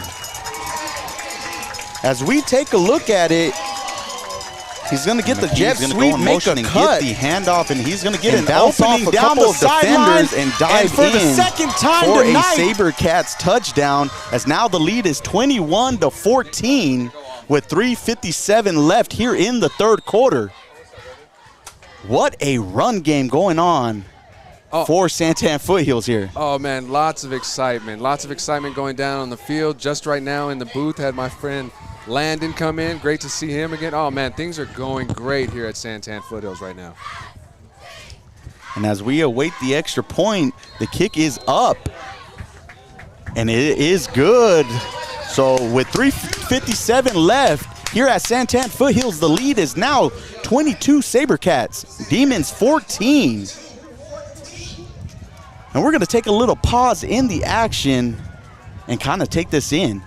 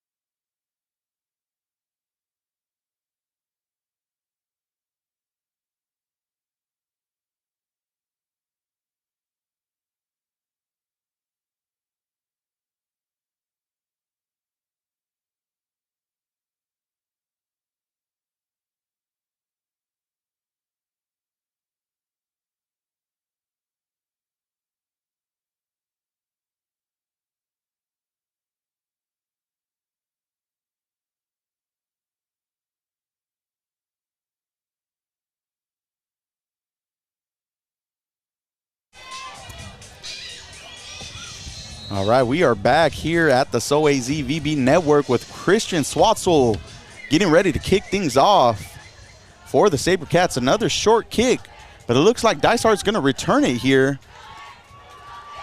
And they're going to get a good run down the sideline. It looks like he'll go out of bounds somewhere at the 44 or 43-yard line. And that was number 1, Donovan Hinchy, wide receiver for Dysart. So Santan Foothills answered the call. Now, what I need to expect them to do is they have to hold this Dysart offense to more than 1 to 2 plays. You cannot allow Dysart to come down and answer back really quickly. 100%. It comes down to the play of the defense and the special teams. We cannot forget the special teams because that right there could have been a huge return touchdown for the Demons. And you got Christmas in the backfield as it's going to be a handoff to number 4 as we're going to get a tackle in the backfield by number 58, Luis Dominguez on the slam. And you heard Loopy. And you got Christmas in the backfield. Man, what intensity by Dominguez as you see him toss to number 4. Avion Bailey down to the ground for what looks like an 8-yard loss on the play. D, I don't mean to correct you, but that was Michael Sciarra. That is the second big tackle of the night from number 66, Sierra. Michael Sierra, excuse me there. So a 2nd and 18 for Dysart as the quarterback's going to roll out to his left. Roman is going to go down as he's tripped up.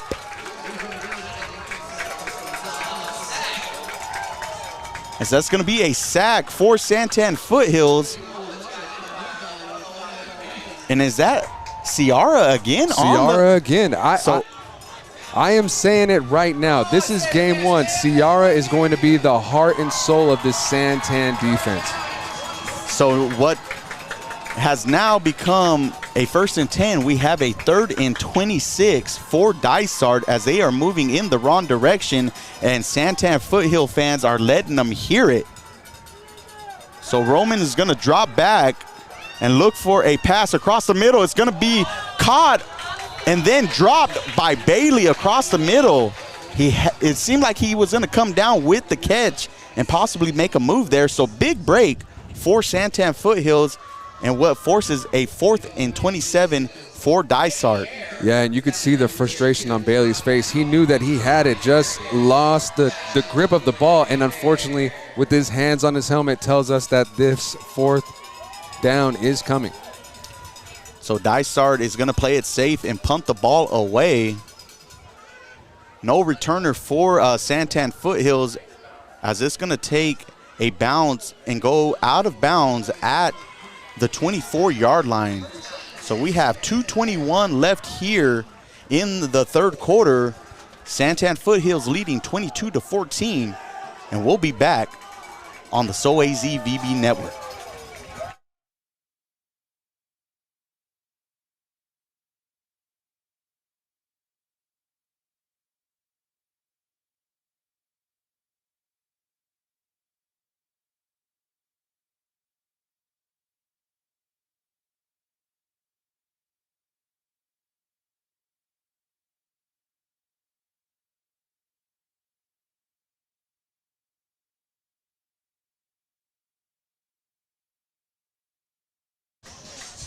All right, 1st and 10 for San Tan Foothills as McKee's going in motion, and he's going to get the handoff again and get back to the line of scrimmage, tackled by number 23 for Dysart. And that's Noah Ramirez. And it looks like they're going to give 1 yard to McKee on that run. So a 2nd and 9. Just under 2 minutes here in the third quarter. And I think that defensive stop for San Tan Foothills definitely brought life into this stadium and is carrying over into the offense as McKee has a hole up the middle. Holden McKee with a big rush to the 41-yard line of Dysart. Excuse me, that is Vision McKee, and he is full of confidence right now. And Zachary, I see your comment, and as to McKee answer your question, I do not know exactly how many up the middle. Holden McKee so with many a big great rush on this to the Santan team. 41-yard Yes, line of Dysart. Shout out to the Santan HOSA program.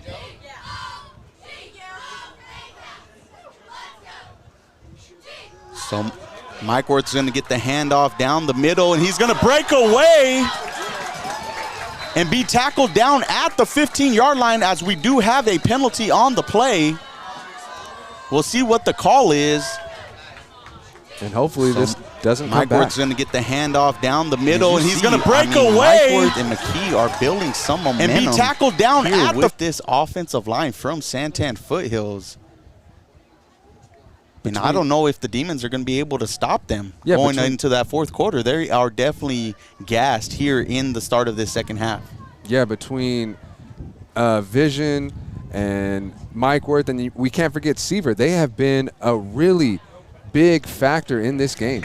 So there's going to be waved off of the penalty, so it'll be 1st and 10 for the Sabercats in the red zone at the 15-yard line with 1:08 left here in the third as we have a timeout now by Dysart.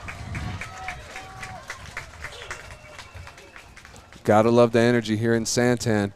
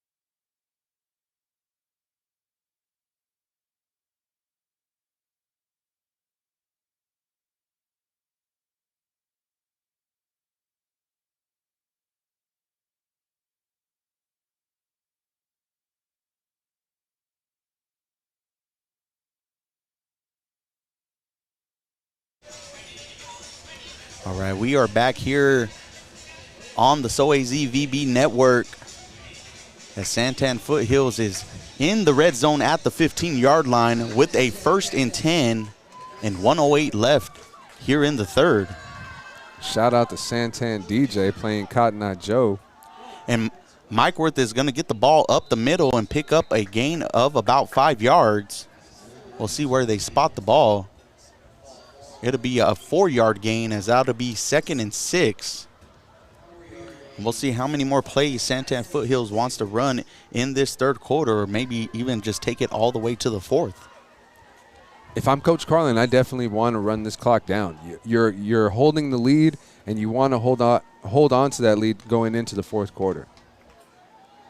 Well, we'll get at least one more play ran here by the Sabercats as Stever is going in motion. It's handed off to Mike Worth, who almost looked like he got a touchdown, but I think he'll be about 2 yards short of the end zone.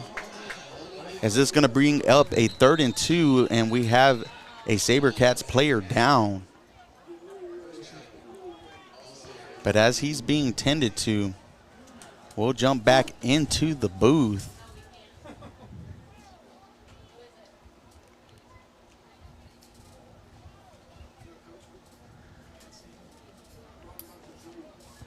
And so, Luke,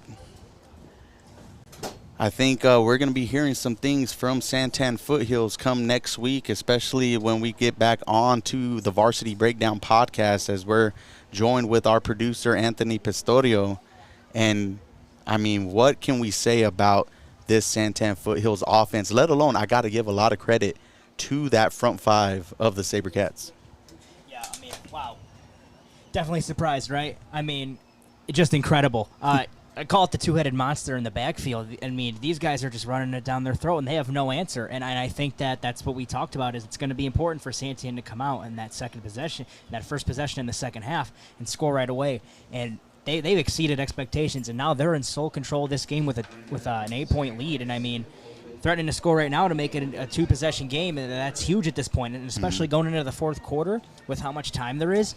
I mean, it just makes it much more insurmountable to come back from. So I think that they've just done a great job on offense, but, man, how about the defensive line for Santan, shutting down everything Dysart's been trying to throw their way. Just incredible. Especially Ciara. I mean, back-to-back plays, gets the tackle in the backfield. Loopy, you were ecstatic for that slam, almost, wrestling-type play, and then being able to trip up the quarterback as well. So I think that when you look at Santan Foothills at the end of this, they're going to be very pleased with themselves.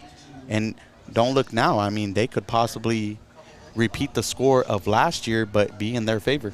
Oh, definitely. And it is Friday night. I am used to a little bit of wrestling right about now, but that slam definitely took care of that urge and the need to watch it. But I'm really excited for Santan. I am glad to see that the player is up on his own 2 feet. Unfortunately, he is being helped off the field. But nonetheless, it has been a great game and a huge window into what the San Tan Foothills Sabercat season will look like for the rest of the season. And just a huge shout-out to their offensive line, but mainly their guards, man. Being able to pull and just set the edge, man. I mean, they've been able to hook these defensive tackles and edge rushers on Dysart, and it's just been opening up everything for the running backs. And multiple players stepping up for this team, I mean, from all over the field in every position. That's what's going to get you a team win.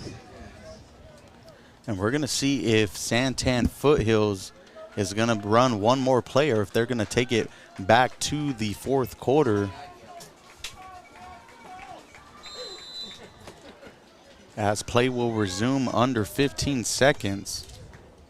And I think if I'm Santan Foothills, I'm going to let it go and take the lead to start the fourth quarter.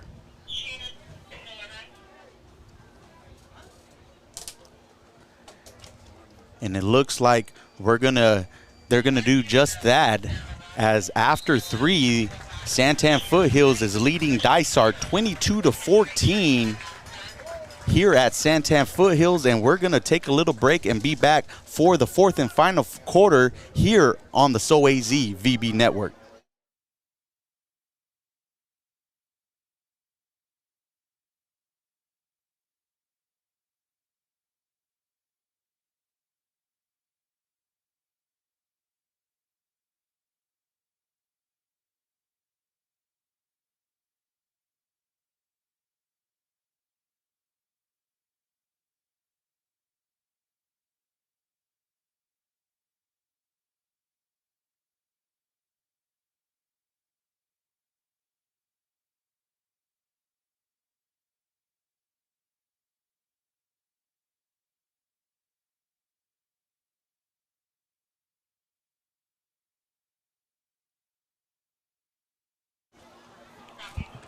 All right, it's going to be first and goal on the 2-yard line for San Tan Foothills, as we're going to have Mike Worth get tripped up at about the 1-yard line.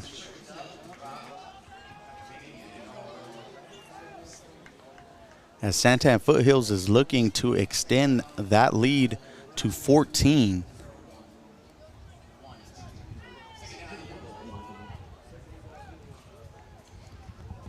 So we'll see what Coach Carlin has in store for San Tan Foothills here on the 1-yard line. And if Dysart has anything left in the tank to hold on and possibly maybe hold San Tan Foothills to a field goal, because that would be a win for Dysart for sure. And you're going to have Norman keep the ball for a Sabercats touchdown, as the lead has grown to 28 to 14 here at San Tan Foothills in favor of the Sabercats. As we watch it again, and you're going to have Norman keep the ball, the wonderful read option, taking it in himself. And how about that? You got 2 touchdowns for McKee and 2 touchdowns for Norman. Very tough for us to choose who is going to be our SOA ZVB player of the game.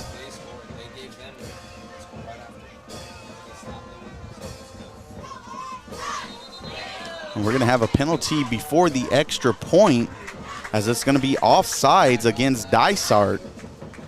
So if you're San Tan Foothills here, are you kind of going to extend that lead to 16, or would you just go for the field goal? I mean, you're already up 2 touchdowns, so. I would just go for the field goal. And they're going to leave Swatzel out there for the extra point. And this is something you got to love, too, from San Tan Foothills. Something that we didn't see a whole lot from them last year is a kicking game. Mm-hmm, definitely. And the kick is up, and it is good. So now a 29-14 lead for San Tan Foothills with 11:09 here in the 4th quarter. And we're going to keep things right here and take a look at what's going on around the 2A and 3A divisions here in Pinal County, as Sabino is now leading 40-0 against Coolidge in the 4th. Benjamin Franklin up on Chrisman 34-7. And interested to see that update for Florence and Gilbert Christian. I think I last heard it was 31-21 in favor of Florence. And then you have a final out at Chandler Prep, as Santa Cruz Valley knocks off Chandler Prep 53-0. And still no update out at Morenci, but last we heard 35-0 in favor of Morenci. But I think when you listen to our podcast, we had Anthony Pastorio, who said Nathan Harris was going to have himself a game out there at Chandler Prep, and he did just that. I think Ant, you said they scored 35 points in that first quarter. I think they might have done that as well for back-to-back seasons, as the kick is off, and the kick is muffed, but recovered by Dysart. And he got a little bit of room down there, as he's going to get a good return on the 35-yard line, but we do have a little bit of laundry on the field.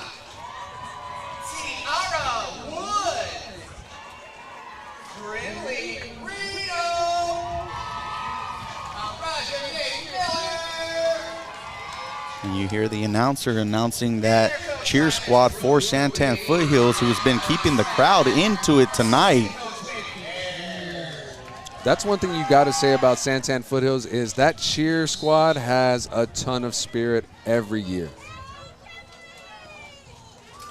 So it looks like the penalty is waived off, and Dysart will take over on the 38-yard line, as Roman's going to drop back. Look for McKee in the back, or excuse me, Christmas in the backfield, but he's going to take it himself for a quarterback keeper and a Demons first down, as he got across the 50-yard line. And we'll see if we can see this on instant replay. Look for McKee in the back, or excuse me, Christmas in the backfield, but he's going to take it himself there, and what for a quarterback keeper and a Demons first. as I think he's doing pretty well in the backfield. I would have liked to see him air the ball out a little bit earlier in the game, but when you're kind of desperate for points here in the fourth quarter, I think we're going to see him throw the ball quite a bit as we have some movement on the line at the wide receiver position, and it's going to be a false start against Dysart.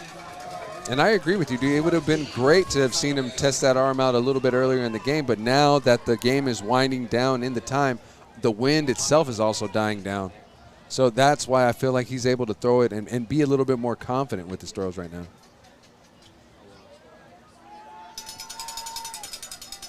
So Dysart will have a 1st and 15 with 2 receivers to the left. One coming in motion for the jet sweep, and that looks like number 4, Avion Bailey, who's going to be stood up at the original line of scrimmage. And that tackle is going to be made by number 3 of San Tan Foothills. And we'll get a name for you here. Stood up at the original line of scrimmage. Josiah Gutierrez. Josiah Gutierrez. And that number 3, I believe, belonged to David Robeloff last year, right? Yeah, that's why it's so unusual. Yes, exactly. Still learning the rosters here. As it's going to be a twins right, another motion, and a quarterback keeper on the read option, as Roman is going to take it inside the 25-yard line. So big gain for for Dysart. As we take a look at it, it's going to be a twins and right, a beautiful another read option, and his and line gave him quarterback keeper on the read option. That was a gain of as Roman is going to take it. Oh yeah, Roman did a lot to make sure that he gave the Demons a bit of breathing room right there, and able to pick up a huge first down. So we are at the 9:50 mark in the fourth quarter, as now Dysart is going to a 4 wide receiver set. A 5 wide receiver set, as Roman's going to drop back, and he's going to keep it again, but we have a little bit of laundry, so it looks like it was in the area of holding, as San Tan Foothills was putting the pressure.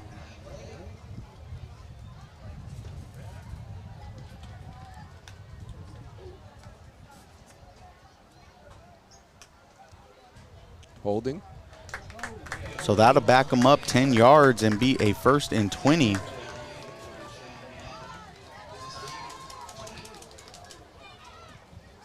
And if Dysart's able to answer here, there's still a lot of time left in the ball game, but does their defense have enough energy to make a few stops against that amazing run game of San Tan Foothills? I feel like they do. If you look along their sideline and the team on the field, they don't look that gassed. I feel like they definitely have enough in the tank. So 2 wide receivers to the right, one coming in motion, Avion Bailey, as it's going to be another read option by Roman, who's going to hit the corner and pick up a big gain and a stiff arm and dive for a possible first down. And we'll see if we can check that out on a SoAZ VB Bailey, as it's going to be another read option by Roman, who's going to hit the corner and pick up a big gain and a stiff arm and dive for a possible first. As now that sets up about a 2nd and 3 for Dysart.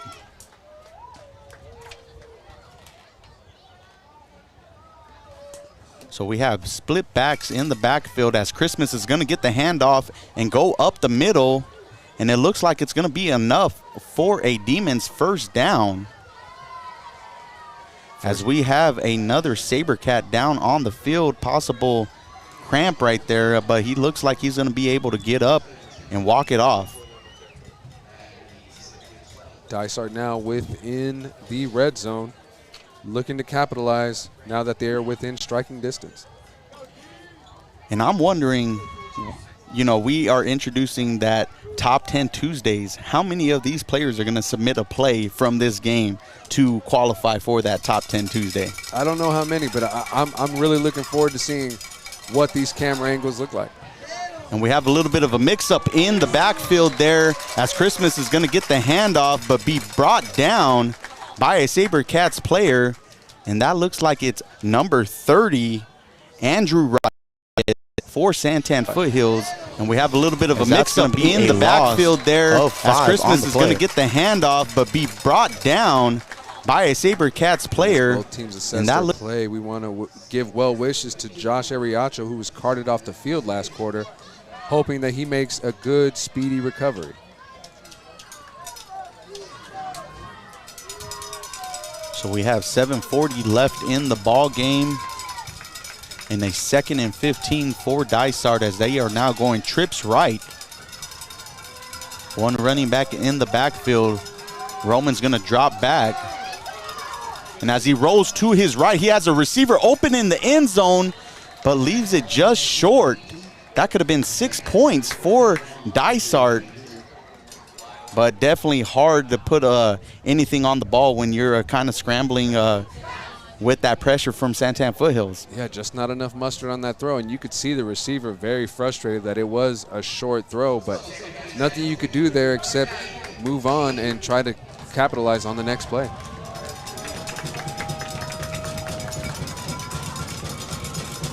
So a 3rd and 15 for Dysart, as this could possibly be the game if they're unable to convert, and they're going to drop back and throw it up as it's almost brought down by the Demons receiver, but just a little bit out of reach as that was number 1, Donovan Hitchie.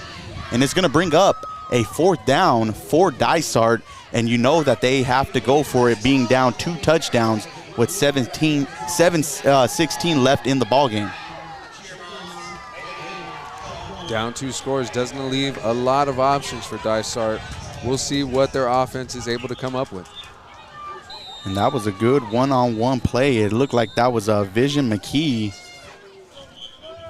With the great defense. And you got to give it to Hinchy.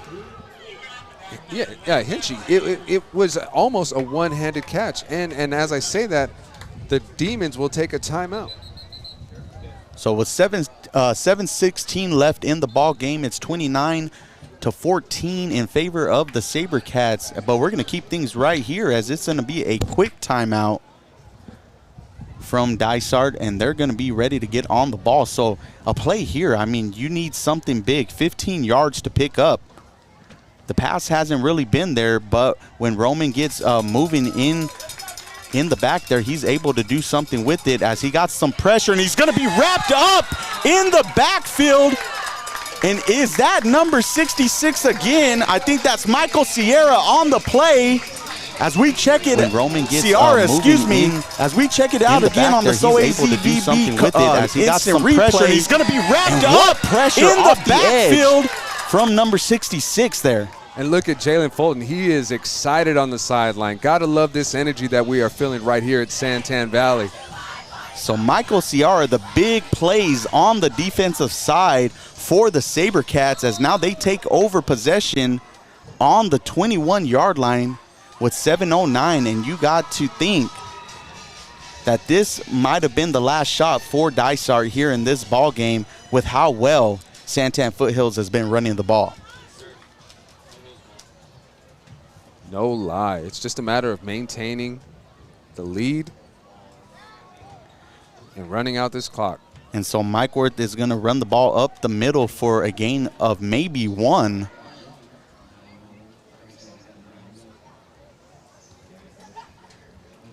And we are under 7 minutes remaining, and you know Santan Foothills is going to take their time to get lined up here and chew up as much clock as possible. Just got to do what they need to make sure that they don't get another penalty.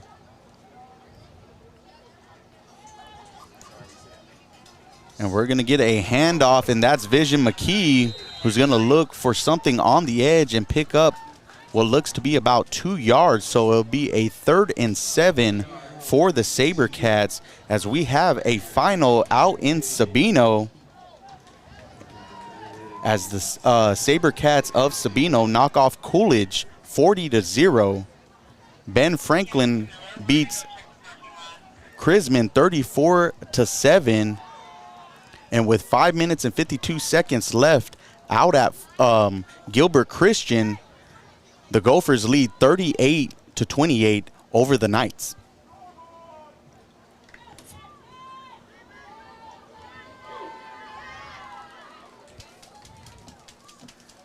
And we'll have Mike Worth get the ball up the middle and maybe pick up a yard, but either way, it's going to bring up a 4th down for the Sabercats.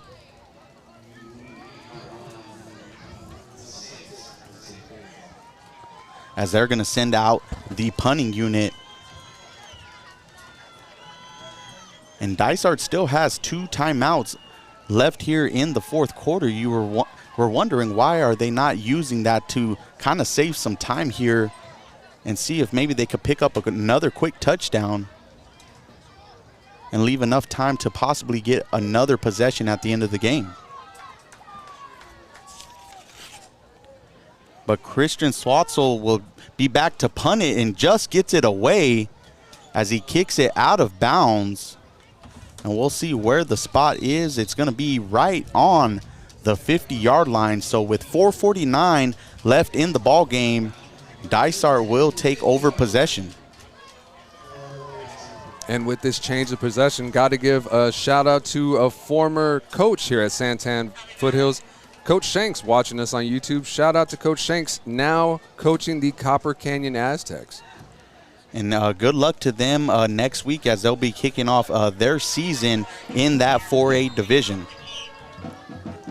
And I hope that not many of our viewers have the same opinion as Coach Shanks, and I hope that I do not look very tired in this broadcast. So the Demons will come out with split backs, 2 receivers to the right, as Roman is going to dump the ball down to number 3 of Dysart, but he's unable to look the ball in an incomplete pass as the clock stops with 4:43. Well, D, with time winding down here and the Sabercats doing exactly what I said earlier, making their actions prove us to make us eat our words, while Anthony's sitting over there with his predictions looking very well. It's been a really good night as far as week 0 football. Dysart will have trips to the right. Roman is getting pressured by Ciara as he's going to sling the ball downfield, and it's almost picked off by a Sabercats defender, as that was broken up by, it looks like, number 5. That is Jalen Fulton. Big Jalen Fulton out there making some plays on the defensive side of the ball. So a 3rd and 10 for Dysart. And just to piggyback off of what you said, I know Anthony is going to dial up something nice for us next week on the podcast. So please tune in, because I know we have a lot of explaining to do when it comes to San Tan Foothills football. Oh, yeah. Zachary, we know it. We know that the Sabercat heard our predictions, and right now they're like, hold on. Let me change that tune. And Christmas is going to look to get a ball, and it's going to be out for a fumble recovered by San Tan Foothills. What a play by the defender for San Tan Foothills. As we take a look at it. Let me change that tune. And Christmas is going to look to get a ball, and it's going to be out for a fumble recovered by San Tan. Looks like a defensive lineman for the Sabercats. So the offense is was coming alive. The defense is coming alive here in the second half and taking over this ball game for the Sabercats. Unbelievable. I love it. I can't wait to come back again. And so Santan Foothills will take over on the 50-yard line with 4:26 left, and we'll see if Dysart is going to exhaust their last 2 timeouts to try to keep something and get the ball back quickly. If you are the Demons, you have to probably try to go for some strips here if you want to get the ball back quickly. Yeah, you just don't want to see things get way too chippy here at the end of the game. And Mike Worth is going to get the handoff, and he's going to lose about 2 yards on the play. So now a 2nd and 12 as the time is ticking away for the Demons.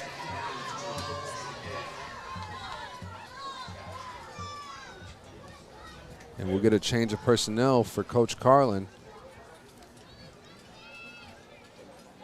And we got to send a big shout out to one of our other graphic designers, Mr. Chris Kidney with So AZ Football out there in Tucson. I know he's probably tuning in and liking some of these overlays that he got to create for us. We really appreciate that, Mr. Kidney, as we're going to get a handoff to that'll be number 4, Vision McKee on the carry, as he looks like he will be about 2 yards short of a first down.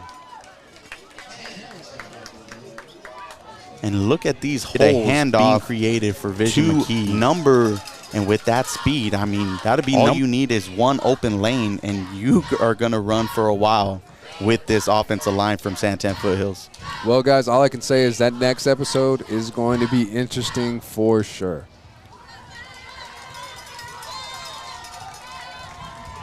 Lots of good things to talk about, lots of bad things, but fortunately for this Santan team, everything seems to be going in a positive way. And McKee's going to get the handoff again and be tackled in the backfield by number 52 of Dysart. But we do have a flag on the play. And that tackle was made by Jaden Moses.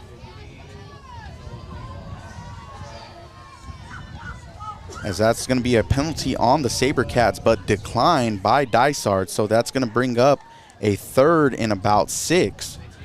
4th and 4, excuse me. Oh, excuse me, 4th and 6 for Dysart. For Santan Foothills.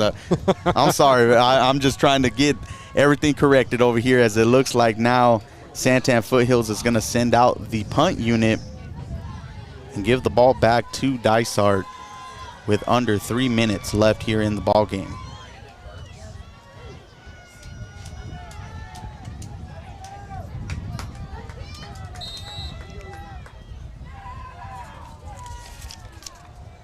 So Swatzel's going to get the punt off, and we'll see if we get a return here, as it's going to be down by Santan Foothills on about the 21-yard line. So if you haven't seen the commercial already, please tune in next week to our Top 10 Tuesdays, where we're trying to get a list of top 10 plays across the state of Arizona. And it doesn't matter if it's high school football or girls flag football, any play can be submitted, and we're going to help bring some exposures to some of these student athletes across the state of Arizona. And I'm hoping we get a lot of submissions in week 0. Oh, yeah, I'm looking forward to hearing those notifications go off in our email, and it's going to be a good Saturday morning, it feels like. And Dysart is going Roman's going to hand the ball off to Avion Bailey, who's got a hole. Excuse me, that's number 1. And that is going to be Donovan Hinchy. And we'll see. Dysart sets the edge there. Roman's going to hand the ball off to Avion Bailey, who's got a hole. Excuse me, that's number 1 on the play. And that. But if you're Dysart, you have to get on the ball pretty quickly. They still do have 2 timeouts.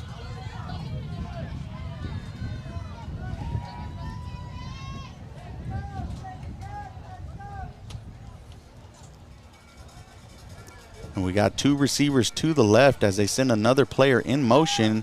And it's going to be a read option, as Roman's going to keep the ball, but he's going to be picked up and slammed. And that is going to be a penalty, a costly penalty for Santan Foothills. And as you talk, Loopy, you don't want things to get chippy. And those penalties will definitely hurt you, as the player picked him up and slammed him to the ground. That's a big no-no when it comes to these referees. And you said it. He's down and he's hurt. So you got to wonder if that is going to be costly for Santan Foothills, not only as we come to the press box, as Dysart is dealing with the injury. Those are the things you cannot afford if you're Santan Foothills. You pretty much got the game in the bag. 2:38 left in the ball game. Make the play. Make it a 3rd and long for Dysart. But now you have to think about, as it looks like it was number 52, and that's Tayton Rivero, who's had himself a pretty good game already tonight. if they do eject him, he is no longer able to play next week. Yeah, it's mad unfortunate that it happened like that. And I'm not sure if you were able to pick that up on the crowd mic, but there was a deafening where everybody took a deep breath in because it was a huge slam, and his team is surrounding him, and we are sitting here holding our breath hoping that he is able to make it up on his own 2 feet. And so Roman is able to walk off of the field. But as far as San Tan Foothills, let's see what the referees decide. If it's going to just be the one penalty or if Rivero is going to be ejected from the game as we have an unsportsmanlike conduct.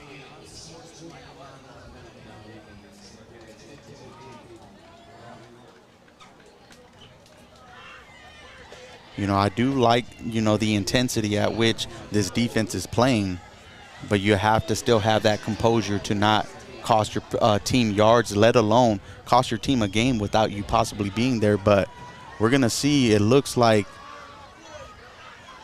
Rivero is going to come to the sidelines, but I don't believe he was ejected from the game. I think the Sabercats are just going to be cautious about it and bring him to the sideline for possibly the remainder of the game. And that's a good sign for the Sabercats. You definitely don't want to lose a key player like that, especially for him just doing his job, but maybe doing his job just a little too well.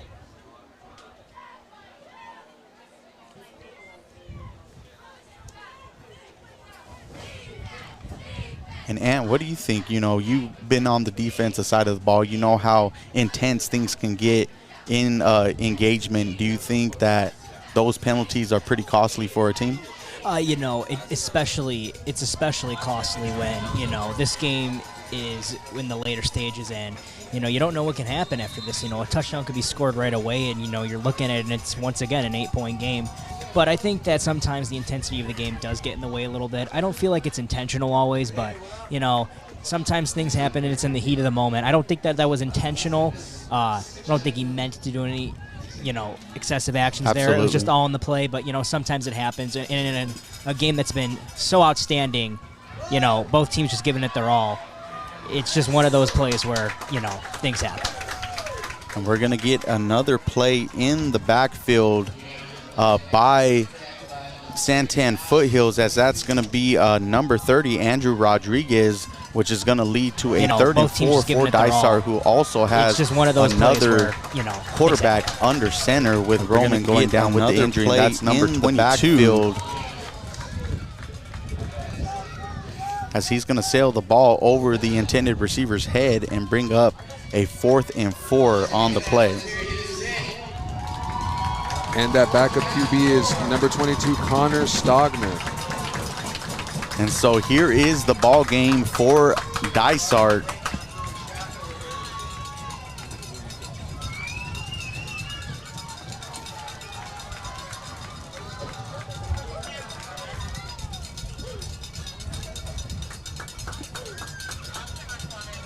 You hear the crowd getting into it as it's going to be a pass to Donovan Haney, and he's going to be stopped. And we'll see where the spot is. It looks like he might have been short of it, and it's going to be a Sabercats first down after a great gang tackle by 2 players for the Sabercats. And it looks like that might wrap things up here at San Tan Foothills as the Sabercats take over on downs with 1:44 left in the ball game.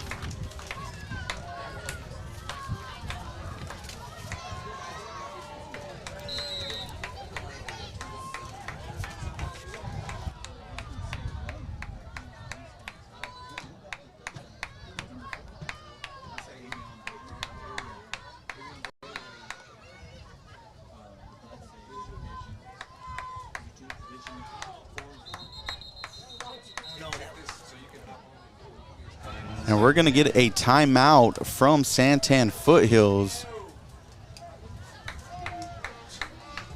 as I'm joined in by Anthony Pistorio. And looks like you were right, sir. What a great prediction for you from our Week 0 podcast predictions. And how do you think San Tan Foothills can hold up in this 3A Central with what you saw tonight? Well, I think tonight we really saw what they were made of. You know, a lot of guys stepped up. That's the one big thing that I talked about. And just how about them coming together and playing as a team and just working with this offense? You know, we talked about having the right guys to run personnels, and they might have the right personnel to run this. I mean, we saw many times the guards and the tackles were just able to help these running backs run it right down Dysart's throat all game, and Dysart just had no answer. And I think that when you look across the board now, the 3A Central, as I've said before, it's not a two-man race like people think. It might be a four-man race now. And you know, when you look at it, Santan, one of those teams that are just right under the bridge. They're right in that boat under the bridge, and nobody's looking at them. And man, they're gonna pop up. And I think the same thing happened about 2 years ago. You know, with that crew there. But they definitely have put some people on notice as we have a little bit of a botched snap. As the running back had a hard time holding on to the ball, but luckily recovered by a Sabercats player, as that was Holden Mikeworth. And just even everything from the first snap of the game to now, you know, you can just see the mojo and the energy that the players are bringing. You know, they've all bought in.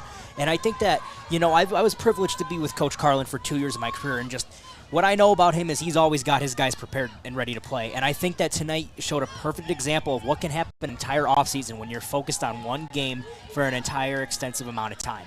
You know, they were coming in this game as huge underdogs, and it's just something about this team. I felt like, you know, they had a chance to come out and they had a chance to pull off an upset. And they didn't just pull off an upset. I mean, I think that it's safe to say that this entire second half that they were just dominant. I mean, they didn't let up much except for that one drive where Dysart almost went into the end zone and was able to bring it within a one-score game. But even then, so they stood tall. It's a bend, no break offense.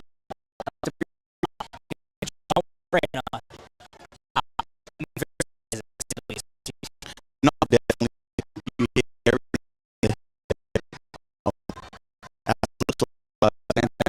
Was going to take a knee and get ready information, but definitely prove you are